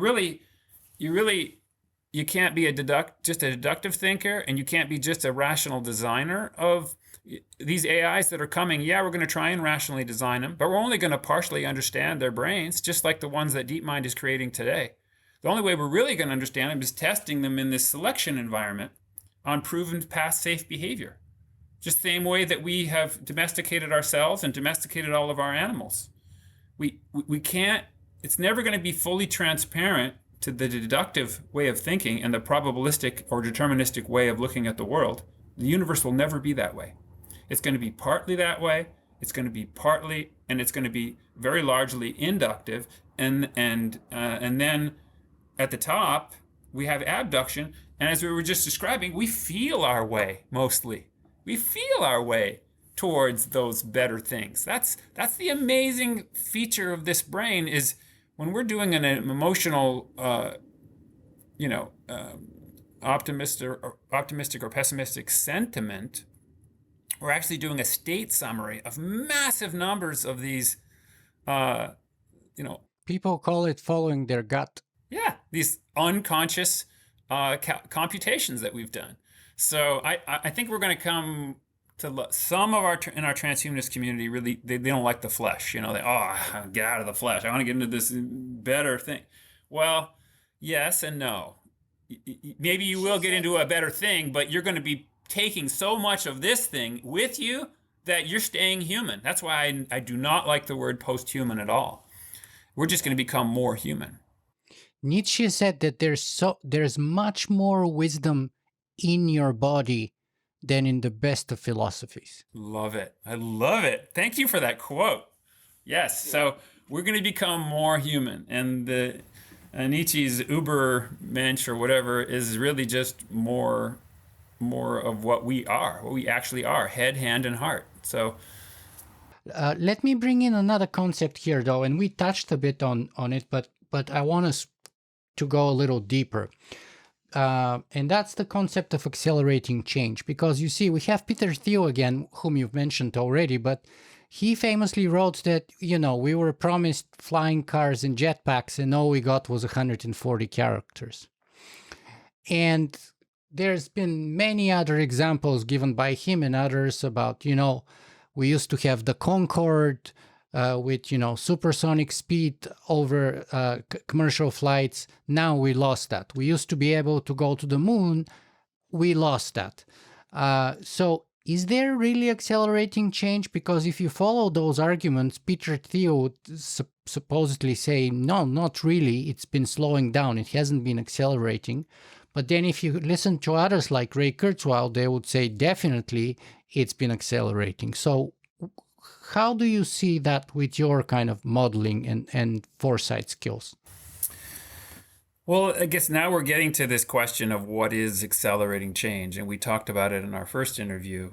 And I've had some advances in the way that I think about it and write about it since. I could throw some slides up or I could just discuss it. What would you prefer? Let's discuss it. And perhaps we should take the most famous example of that, which I should have mentioned in my question from a second ago, Moore's Law. I've met a lot of people who, Moore's Law is kind of, quote, the epitome of accelerating change. And yet I met a professor at the University of Toronto 5 years ago who's expert in chip design, and he was telling me Moore's Law is dead. Yeah, so let's go into that. He's right and wrong. So the specific Moore's Law of MOSFET miniaturization is dead, but a generalized Moore's Law of computational complexity is alive and kicking. And so how is that possible? Well, what happened was, starting in 2005 with the breakdown of something called Dennard scaling, the circuits got so small that electron leak at the gates and heat became huge problems with design. And so if you look at the actual Moore's Law curve, the Kurzweil curve, it flattened out. So what happened? Well, right around that time, people started going to multi-core chips, thinking that might be a solution. But those have difficulty with programming. So they also... And heat and energy consumption. Mm-hmm. And so then people started looking sideways at these GPUs, which were then scaling without that Moore's Law constraint, because they're much more massively parallel by design because of the math that they do. And then people started saying, well, can we apply, what can we use these things for? And that was when in 2010 they discovered, well, we knew these things are great for neural nets and we got lots of data now. Let's just throw that on these GPUs and see what they can do. And then of course that led us to the TPUs that Google's making, and then to this this neuromorphic set of paradigms that like Intel's Lohi chip and such, that people think are also going to continue to scale. So how do you measure that? You got to measure it with something different than this shrinking paradigm. And so what is it? It's kind of a circuit complexity. there's kind of a neural network circuit complexity in a neural net, whether it's on hardware, on one of these Logi chips, or whether it's in software, in emulation on one of these GPU chips. So how do you measure that? You got to use different metrics. But the truth is, some of the metrics people were using is the number of parameters that are used to train the system. And then Kurzweil has these stunning, quotes that, the parameters are just blowing up at a super exponential rate relative to Moore's law. I'm not sure that's the right thing to measure. That could just be cherry picking something that's cool, that kind of makes you super excited. But the reality is there's definitely exponentiation, super exponentiation going on. My friend Bella Naj, the transhumanist, I don't know if you knew him. No. Yeah, he somewhere close to Bulgaria, he was from originally. And Sounds Hungarian. Sounds Hungarian. it could be Hungarian, yeah. So he's a really interesting transhumanist, and he tried to get the performance curve database off the ground at the Santa Fe Institute, and NIH wouldn't fund it because they were just scared of the Kurzweil implications, that these things are, he's saying these things are inevitable, that you see these performance curve advances, not just in Moore's law, but you see them in, genomic sequencing, you see them in solar PV, you see them in so many fundamental areas of material science and catalytic chemistry. And so what are they? Well, they're inner space. And this is pretty central to my second book. There's two things. There's densification and dematerialization. And the easy way to understand that is there's two things happening that when humans apply intelligence at small scales. First, we figure out how to densify, and there's two ways you should think about that. Now, densification is with regard to tangible things, the tangible world, okay? So we either get people together closer in physical space, we localize, or we miniaturize. We figure out how to take something that happened on the or human scale and take it down to the machine scale, micro machine scale, or we take it to large scale to nanotechnological scale. Like if for example, rather than grow a plant to create nitrogen fertilizer, we'd invent the Haber-Bosch process and we just grab it out of the air, right? And now we're going back to modifying the plants using synthetic biology and genetic engineering, right? So you're going into inner space two ways: localizing or miniaturizing, and that's densification. And that the universe seems to allow us to do that all the way down to the Planck scale. Okay, we're making quantum computers, right? Incredible quantum computers that actually have quantum supremacy in a few algorithms already. Us, these, fat-fingered early 20th century humans, how are we doing this? Because the universe is actually allowing the densification, the localization and the miniaturization as this process of accelerating densification, okay? The second thing that we do that generates accelerating change is dematerialization. And this is the world of the intangible.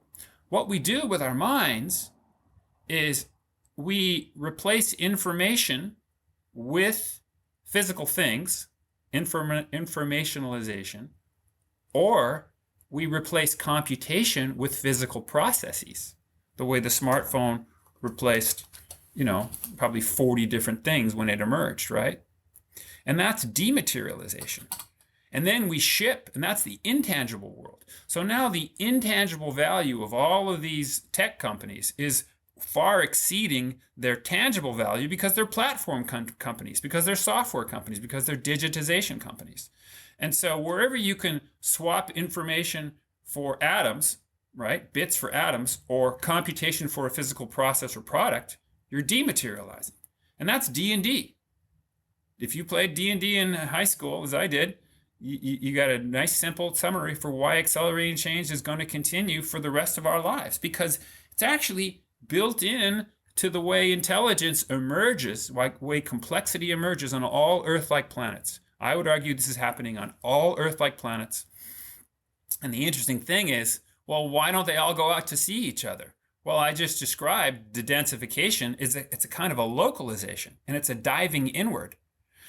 We actually discovered in the 2000s that the ultimate version of that is a black hole. Seth Lloyd published a paper in 1999 basically arguing that the black hole is kind of like the ultimate laptop. If you Google the ultimate laptop, you'll find that paper. It's like anything that gets further and further inward has this incredible computational capability. So I published a paper, in 2011, shortly after our interview, called the Transcension Hypothesis, which argues that we go to inner space. That's how all the intelligences kind of meet up and compare and contrast all the unique things they don't know yet, right? Because we're all finite. None of us are ever going to be godlike, right? Or our descendants, if we're finite physical things. Well, the universe seems to be self-organized, if you will. If it's also a replicator, which we, argue in our Evo-Devo universe community, it might be. If our universe is a replicator, well, it's a very good system for keeping all the interesting things very highly separated from each other, and they're all diving into this inner space, and if we're lucky, they're all going to kind of meet each other through some kind of hyperspatial or wormhole or metaversal kind of, who knows what the physics are yet. But the interesting thing about black holes is there's trillions of them in our universe, and they're kind of partly inside and partly outside our universe.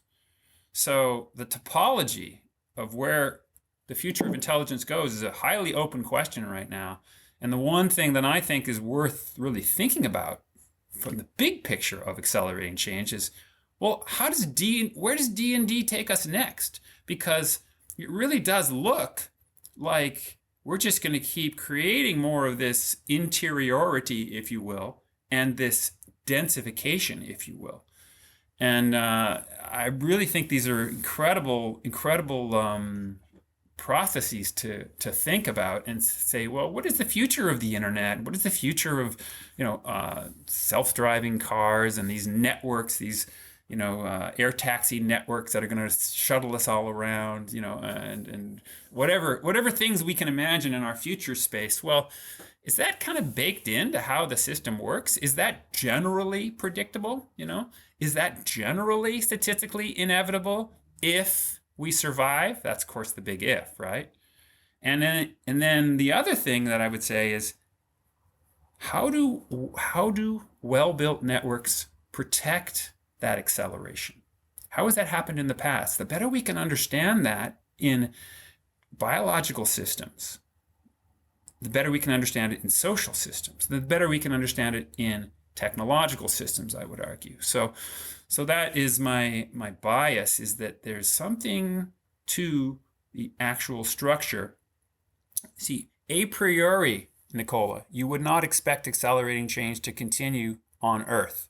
What you would expect, if you're thinking from an evolutionary perspective, is, at least in my view, in my model, you would expect a radiation of all kinds of different systems, just taking all the local resources. And a few of those would be better than others, but you wouldn't expect the thing to accelerate. You'd expect this kind of local resource consumption, and then they'd kind of flatline, or they'd at least go, some kind of equilibrium would emerge. But instead, what has happened is we've seen this kind of J curve. It's almost like the universe is balancing on a tip of a pencil, and it's not, like, why is acceleration happening? This was the original insight that made me want to start this Acceleration Studies Foundation in 2003, is, well, there's something protecting this acceleration, and I think this D&D is part of it, but it's only part of it. There's an ethics and an empathy. Those are the two big words that are in my book. I actually describe them several times. There's an ethics and an empathy, back to our sentiment, right? Feeling, that is built into well-built networks. And we're going to discover more how to advance those, because ethics and empathy have become, in human society, kind of the top things that, our new generation is talking about. We want, and they're baked into us. As when my kid was 2 years old, she was talking about fairness, right? And she was talking about love. Wow. Fairness and love. Like, there it is, ethics and empathy. Is that fair? Is that not fair? is daddy happy? Is he daddy mad? It's like we seem to be baked in. We're super cooperators, right? So I would say that there's some wonderful things we're going to learn from evolution and development, from biological sciences, from deep understanding of nature and of universal complexity that will help us in this chart this really amazing path that's ahead of us with the promise and peril, as Kurzweil would say. So that was kind of on the Transcension Hypothesis that I would also try to link from my interview page. Now, John, let me ask you this. Can I keep you for another 20 minutes or so, give or take? Yes, sir. Fantastic, because I want to kind of put you on the spot here a little bit. I mean, you're a professional foresighter, so we have to put you on the spot. How do you, John, define AI, and what is your predicted timeline for us to build one? Well, I guess I don't have a good definition. You kind of called me out on. The reason why I start with the definition is because I've done now almost 300 interviews, and probably 200 of them may have been on AI, and I'm shocked that I've never met or I've never done 2 interviews where the interviewees had the same definition. Yeah. Well, mine would go immediately to evolution and development. So I would define, first I had to define intelligence. And I would argue that artificial intelligence is just a kind of a crude model of natural intelligence. And so what is natural intelligence? Well, intelligence, I would argue, is entrained in any replicator. And so to give you another 230th odd definition of intelligence, I would say that complexity, interesting complexity, adapted complexity, is intrinsic to any replicator that has both evolutionary and developmental features. So the reason something has intelligence is because it's followed a developmental cycle and it has evolutionary capabilities. So any interesting replicator, whether it be a sun replicating in an early universe to create increasingly complex cores and to build out the periodic table, and then all the complex planets that can emerge on top of that. That's a very fundamental replicator in the early universe. Whether it be chemical replicators chasing each other's tails prior to creation of the first cell, so-called autocatalytic networks. Whether it be a cell, whether it be multicellular system, whether it be ideas in brains replicating, jumping from my brain to yours, whether it be institutions, physical things we're replicating in the world, like new copies, new versions of our phones. Any replicator in an adaptive environment is going to have these creative evolutionary features, these capabilities of experiment and creation of variety. Then it's going to have these developmental features that take the chaos out of the system and keep it on the replicative cycle. And that system is going to be under selection. And to my way of thinking, intelligence emerges as a way of coordinating evolutionary and developmental dynamics. And the physicist way of describing evolutionary and developmental dynamics is pretty precise. Evolutionary dynamics create new information. Developmental dynamics conserve old information. Evolutionary dynamics are intrinsically unpredictable the further forward you look. Developmental dynamics are statistically predictable with relation to the previous cycle. That's the key. Only in relation to the cycle does the predictability of development exist. And so you see these hierarchies happening. And so that's where I would argue the intrinsic predictability of the universe itself comes, is because it's replicated many times before.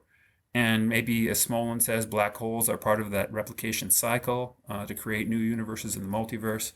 Or maybe it's some other dynamic. But the fundamental dynamic, in my opinion, is what's called autopoiesis, which means self-reproduction and self-maintenance. That's the term, autopoiesis. It was a big term in the systems theory community back in the 80s and 70s for a little while. Didn't get much traction after that, kind of like cybernetics had its little period and then it dropped away, right? Which is the theory of control, right? Control systems, Norbert Wiener and all those folks, Rosh Ashby. So I would say autopoiesis is kind of at the center of all intelligence. You have to have an autopoietic system. As soon as you've got one, you've got intelligence. If I take a virus and I cut it up in a petri dish, guess what happens to those molecules? They self-assemble again. And you look at that and you say, whoa, that's self-organization. Oh my gosh, that's amazing. There's some intrinsic intelligence there. Adapted intelligence. Yeah, but only because it has cycled so many times in the past that those particular shape-charge interactions of those molecules, they're just waiting for that potentiality, and then you can blow them up and they come back together. I can take a developing embryo and I can move around the eyes and the mouth and things, and I can smoosh up its face, or I can create a chimera with new pieces. And you know what that embryo will do? It'll fix itself. That's how smart those little developmental cells are, because they've cycled so many previous times. That's how much intelligence is in that system.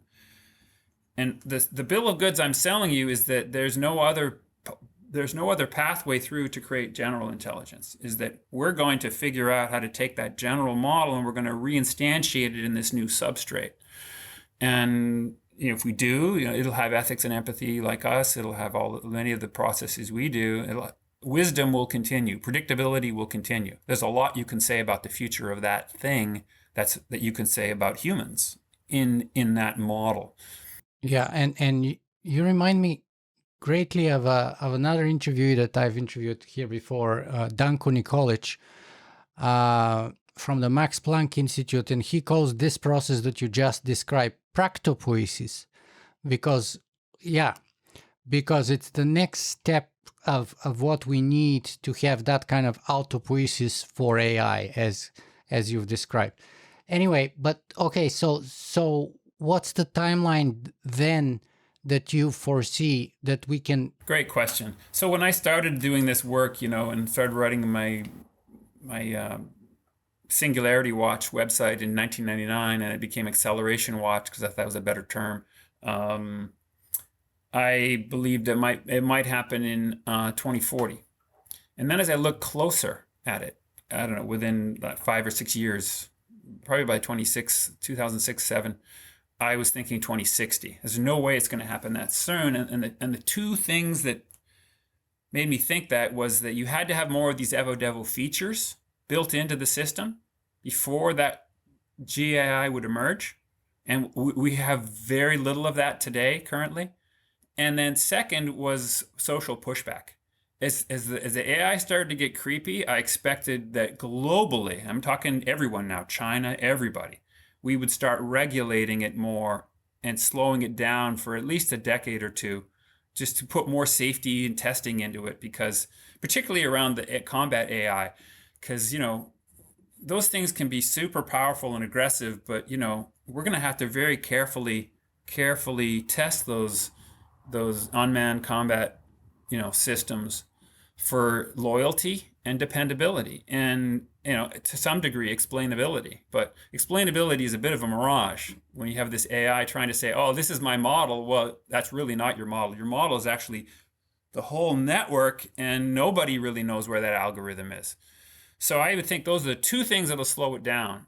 And today, I would argue that it's probably a little past 2060. I would say it might be 2070, 2080, if you were to pin me down, because it's so easy for us to get over-optimistic about these and to underappreciate the complexity and the social pushback, which I actually welcome that. I welcome a little bit of social pushback, because from the biggest perspective, I think you have this crazy accelerating force that can easily be misused early on, the way our tech titans are kind of misusing these early versions of AI that haven't democratized yet.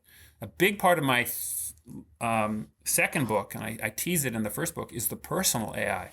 What happens in a world where you and I have things that actually we think of as extensions of us that understand us as well understand us as well as we do in a story sense, in a values and goals sense. When the AI gets that good, you can re-democratize, you can do social activism, you can do amazing things. But I think that's a good ways away. For right now, AI is mostly the tool of the powerful actors and the tech titans and the, at the top. And it's going to take a while before it becomes a network thing, the way I was describing how networks always win. Right now, it's just kind of pyramidal thing that's really limited in what it can do. So those would be my two reasons why it's longer than maybe Kurzweil and a lot of those folks think. And if you were to pin me down, I'd actually say it's probably 20 years again further than I was currently thinking, because you look at it more deeply and you can see ways people want to slow it down. Although I can see the other side. I can see the people, who are doing the GPT-3 and everyone, and they're all just, man, they're publishing lots of papers right now. They are definitely exciting themselves that this thing is coming tomorrow. Some of those folks probably think like Werner Vinge did, 2035, right? Or even earlier. Actually, Werner Vinge said in 1992, within 30 years, the human era would have ended. Well, the 30 years are over. We're 2022 today. When I interviewed him personally about that paper, he said 2030, 2035. But yes, that's what he said in the actual paper. Good point. Yeah. And another thing is, Demis Hassabis, when his AI breakthroughs happened, around 2011, I think it was about a decade ago, he was very, very optimistic. And then I was reading a report probably about 2 years ago, so 2019, 2020, or an interview with him where he literally admits that the original optimism that he felt, after defeating the world Go champion and so on, that AI would literally continue accelerating and create amazing things very quickly after that has not quite panned out at the same pace that he was originally expecting. Good to hear. Good to hear. Well, he's a young man, and young men and women are entitled to their optimism. But back to our point about the sentiment contrasting. If they're not developing enough defensive pessimism in either themselves or their community, they're going to get caught out. I have on my shelf behind me, I have scads of books of people who predicted all kinds of crazy, wonderful flying car futures that didn't happen as fast as they expected them to. And part of it was technical challenge, and part of it was social values change and regulation, increasing regulation. As our friend Peter Thiel, the libertarian, and I'm not libertarian, let me just make that disclaimer, but as he likes to say that most forms of engineering became illegal after the 70s, right? Except for in computing. And to me, that's hallelujah. I'm glad we're not doing this crazy experimentation on the bio side. In fact, I think we need a whole lot more biosurveillance and immunology research and viral adjuvant research, because what can be done in molecular virology is scary as hell. And so I think you need to slow down and regulate a whole bunch of kinds of experimentation and to accelerate others. Famous case in point, there's a lot of people today who think we need nuclear power. We need nuclear power to prevent climate change. Oh man, what a mistake, canceling nuclear power, etc. I think they're all wrong. They're all very wrong, because the truth is that's a genie we put back in the bottle. We put it in the bottle starting with nuclear weapons in the beginning in the 60s with SALT talks, right, and non-proliferation. And then we put nuclear power in the bottle starting after 3 Mile Island and Tokaimura and Chernobyl.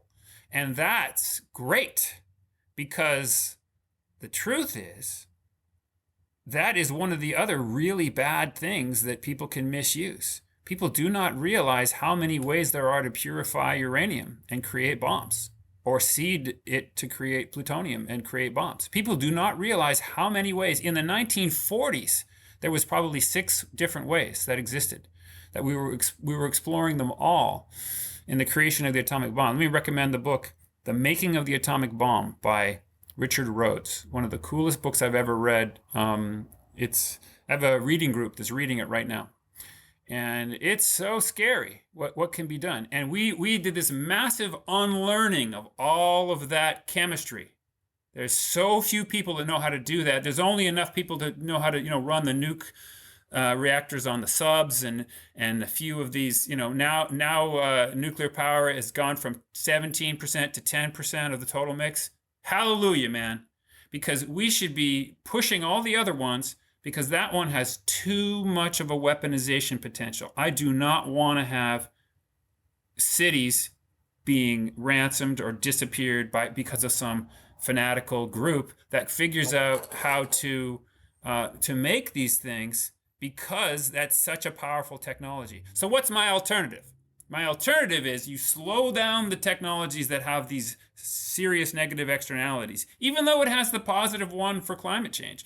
You slow them down enough for this network to exist, this AI network that you and I think is going to exist sometime later this century, so that when the kid in their basement in the 2080s wants to make one of these things, and they will be able to, they won't make it, because the transparency will be there, the oversight will be there, and they'll get the extra help or attention that they need to steer them away from that Columbine type fanaticism thinking, because the network exists, because you and I have an immune system in us that protects against bad actors.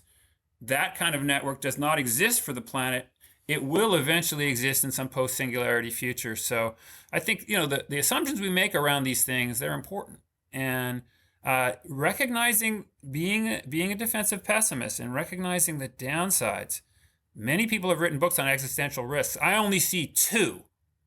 That's weaponized bioweapons and nuclear proliferation. I only see 2 major risks for humanity in this next, let's say, 3-4 decades. Many people see many others. I only see one myself, but the classic response to your criticism, though, is that the same could be said about any technology. No, it couldn't. You want to read that book. You want to read that book, okay? It's a beautiful book. You can't. Inner space is so incredibly powerful. Nicola, I think it's 3 or 4 orders of magnitude more power that you get from taking this one atom, uranium, that is in this particular place where it's unstable enough to be easily cracked, purifying that, right? And you release 3 to 4 orders of magnitude more power per weight than chemical explosives. And you know what, buddy? That's just the start. You can release 4 orders of magnitude more than that. Yeah, with the hydrogen. With a thermonuclear bomb. Yeah. But you just use that to seed the next thing. And you know what's sad? It took the Soviets just 5 years to copy what we did once proof of concept was there? I am so incredibly happy that this has not proliferated everywhere, that humanity has done this massive turning away from all of that technology, because guess what? Nature does have a few things that are scary enough that we should do that. And those 2 things are both in that class, in my opinion. It's because of the inner space capabilities. It's because that, again, 4 orders of magnitude, very few things in nature have that capability. And likewise with a replicating virus, that's another exponential, that very few things have that capability in our world. And I think it's incumbent upon us to recognize those things as separate, treat them as separate, and then improve all the other things that really do matter. But I don't see them as separate. You see, I see them as the same thing emerging in different realms, which is to say, our technological power far outpacing our wisdom to control and utilize it in a wise and non-suicidal manner. Okay, now I'm going to agree entirely with the wise, but not the suicidal. I think if you look at the existential risks that actually exist, here's the weirdest thing I'm going to say to you. If our universe has emerged, is autopoietic, if it is really trying to maximize intelligence and complexity, don't you think it might be a child-proof universe to some degree? Or it might take most of the dangerous stuff away, like put the child-proof cap on the dangerous stuff. And if you look carefully at the way the universal dynamics works, there are very few things that are suicidal for the acceleration of complexity. Very few things. What we've seen instead is this Gaia type of a Earth and of a civilization where it's amazing how few things actually can kill the whole system. It really is amazing. But it depends what's the whole system, right? Because if the whole system is the universe, then our civilization may snuff out anytime and the universe would have a backup somewhere there on another Good point. planet. And you could be exactly right. That could But that we could may happen. be the ones who are like the suicidal in this case. And yes, the universe can have a plan B somewhere else or plan the whole alphabet of backups. I love it. You're really getting to that key issue, and it really has to do with how childproof actually is it, right? And I would say it's more childproof than we expect. Like I would think that in all planets like all Earth-likes like ours, there's going to be gas giants in the system. Gas giants suck up all the planet-killing meteorites. Isn't that convenient? There's so many gamma ray bursts, which we thought could easily extinct life. Well, now we look more carefully. No, gamma ray bursts they're just too far apart. The system's too separated. These accelerations are going to continue because the system may be actually rigged a little bit. It may be rigged, self-selected with the phrase, self-organized, self-selected in an evolutionary developmental manner. If intelligence has any value to the replication, because your intelligence, my intelligence, has a lot of value to our replication. So the question I'd like to leave you and your listeners with is, does our civilization's intelligence and the collective set that they're all out there that we might meet, do they have value to the universe's replication? Because if they do, then there might be these protective selection effects that have rounded off a lot of the bad corners. And so I think there's only a small subset of things that really are the bad corners we really had to pay attention to. Well, most. We have to pay attention to all the others because of your wisdom component. It's very easy to be unwise and create a dehumanizing path. So I'm totally buying all of that. So maybe that's the most important point, is the one you were mentioning, is how do we become wiser? So fair enough. Great points. But let me ask you, if the Dune scenario is not one of those child-proof mechanisms, perhaps. And what I'm talking about here specifically is the future possibility where AI the singularity doesn't happen for one reason or another. We have a Butlerian revolution, Yes. or we decide simply to forget that technology, like you're giving the examples of nuclear tech and so on. Yes. And for one reason or another, we end up in the Dune scenario, and maybe that's the child-proofing suicide prevention mechanism. How probable or possible is that, in your opinion? And how do we know if we're alongside this kind of pathway? Well, this is a fantastic question, and we got to put our defensive pessimism hat on and imagine all the ways that this couldn't happen. I see very few. That's why I focus so much on these existential things, right? I see very few things. Let me give you a hypothetical. If humans had access to an atom, and if humans had access to backyard fusion, let's say, backyard tokamak worked. Some people think, oh, that's a great thing. We get all this free energy.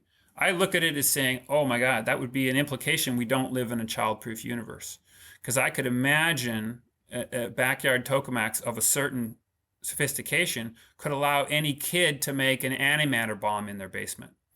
An antimatter bomb, a collection device for anti-hydrogen, let's say. And that, I think it was it was David Langford in War in 2080, in 1980, who was the first to kind of calculate what would it be like to have, let's say, a car-sized antimatter bomb in your basement. Well, it would rip the crust right off the Earth. That's a planet killer. Okay, that's a singularity killer. We don't live in a universe, it seems, where you can make backyard tokamaks, and I'm very happy about that. Because if we did, then if that model is true, then you could have that individual humans could have that kind of power. And then I'd be all for Elon Musk's idea of get the heck off the planet as fast as we can, even before we have AI. But I don't think that's the world we're in. I think we have to pay very careful attention to that as a possibility. But what I would argue is if someone was blowing up these nukes, let's say, if someone was ransoming cities, with nukes, let's say in the late 20th century, 21st century, that would just accelerate the emergence of all of these immune systems. It would probably create a much more authoritarian, rights-reducing, disempowering transition to a singularity. But I don't think it would slow it down. I think it would just create a much less wise, to use your term, less humanizing, less beneficial transition. So are you saying that the Dune scenario is not likely or not possible? I don't think it's possible. Yeah. I think that's the problem is, okay, it's possible, but it's so improbable that, out of a million civilizations, you might see it once or twice. For example, if somebody managed to, like in Risk, right? Okay, I got the whole world. Now it's mine. And if I happen to be one of these people who wants to kind of stamp on, the 1984 scenario, right? George Orwell, and I want to stamp on all innovation and keep it in my little lab. Well, that could probably last for a lineage for a while, right? For a little while. A certain number of people could keep that. The Hermit Kingdoms, right? North Korea, look how stable it's been for a while. But I don't think that on cosmological timescales, that's any of that stable. I think that even if we sent out probes, in my Transcension Hypothesis, we sent out probes to try and, let's say, create a galactic internet, because that's what our goal was, to just kind of grab all the information, have it all come to us, these replicating nanotechnological robot probes. If they had any kind of intelligence to them, any kind of evolutionary and developmental intelligence, any kind of freedom or creativity to them, if they weren't this entirely developmental process, then I think they would just kind of uplift and transcend on their way there. They would dive into inner space. They would discover these network ethics. They would discover the stability and value of as much individual freedom as possible. And then that system, that network, would be very fault tolerant to any of the experiments that happened in any of the individuals. So this is obviously a bunch of huge assumptions here. And, any of these can be knocked out. And I challenge people to do that and welcome that. But yeah, I don't really see from a network perspective how you're going to slow this down other than just killing the whole network. How you're going to prevent it. You could slow it down for a long time, and that would be a terrible thing. And that's really where I think the essence of our moral choice lies, is really recognizing just how much pain and suffering and maladaptation exists today. And how do we get out of that phase, right? That's really where we were born into that. We can think to the long term. It's very nice to have that, and it does improve our models to some degree for our action today.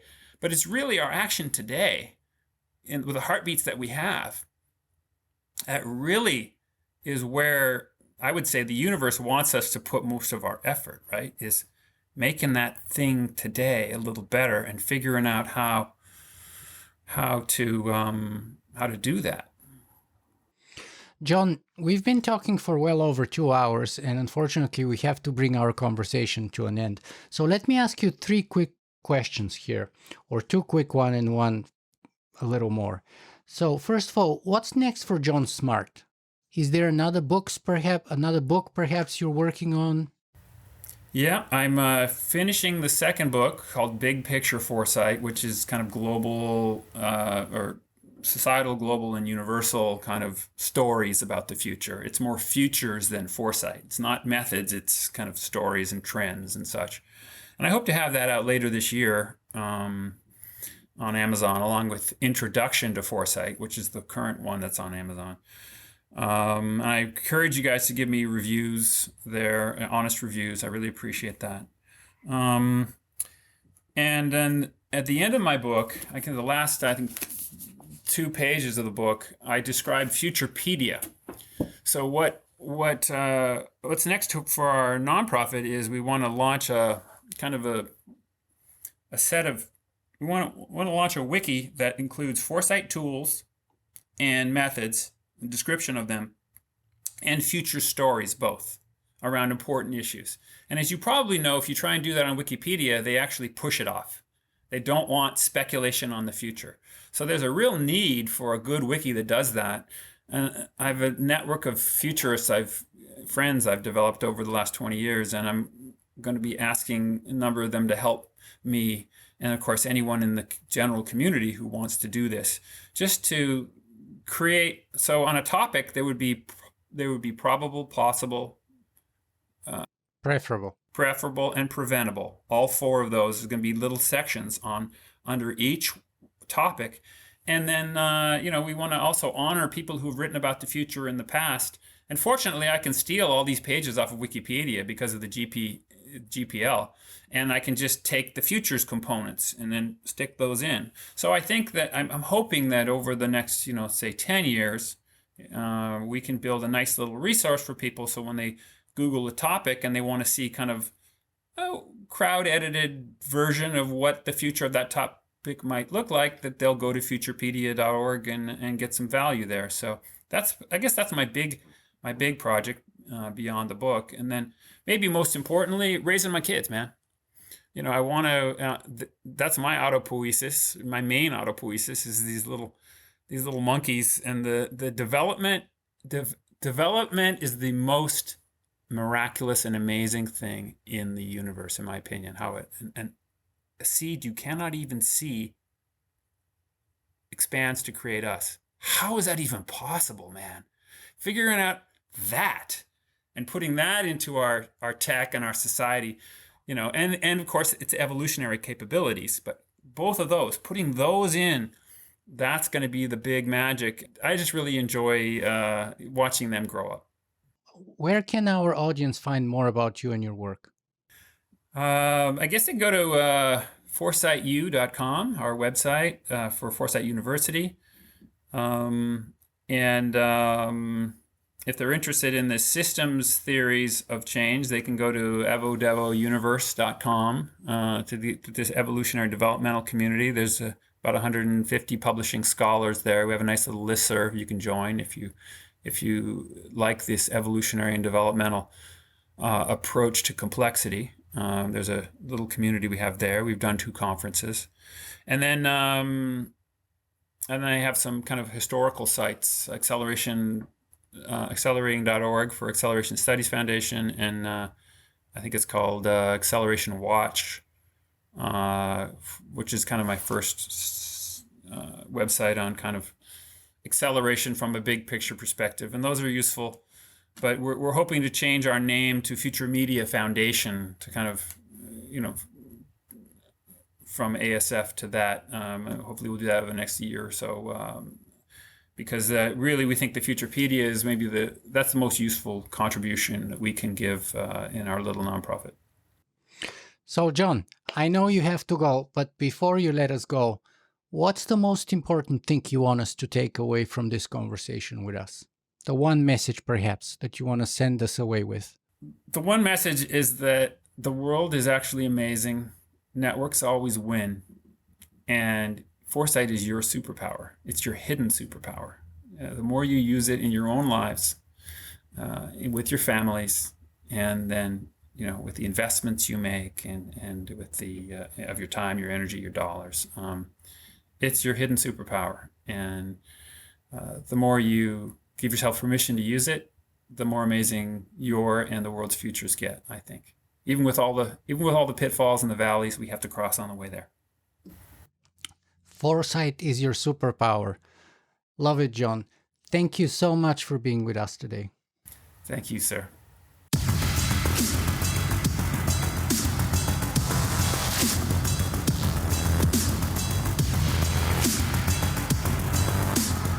If you guys enjoyed this show, you can help me make it better in a couple of ways. You can go and write a review on iTunes, or you can simply make a donation.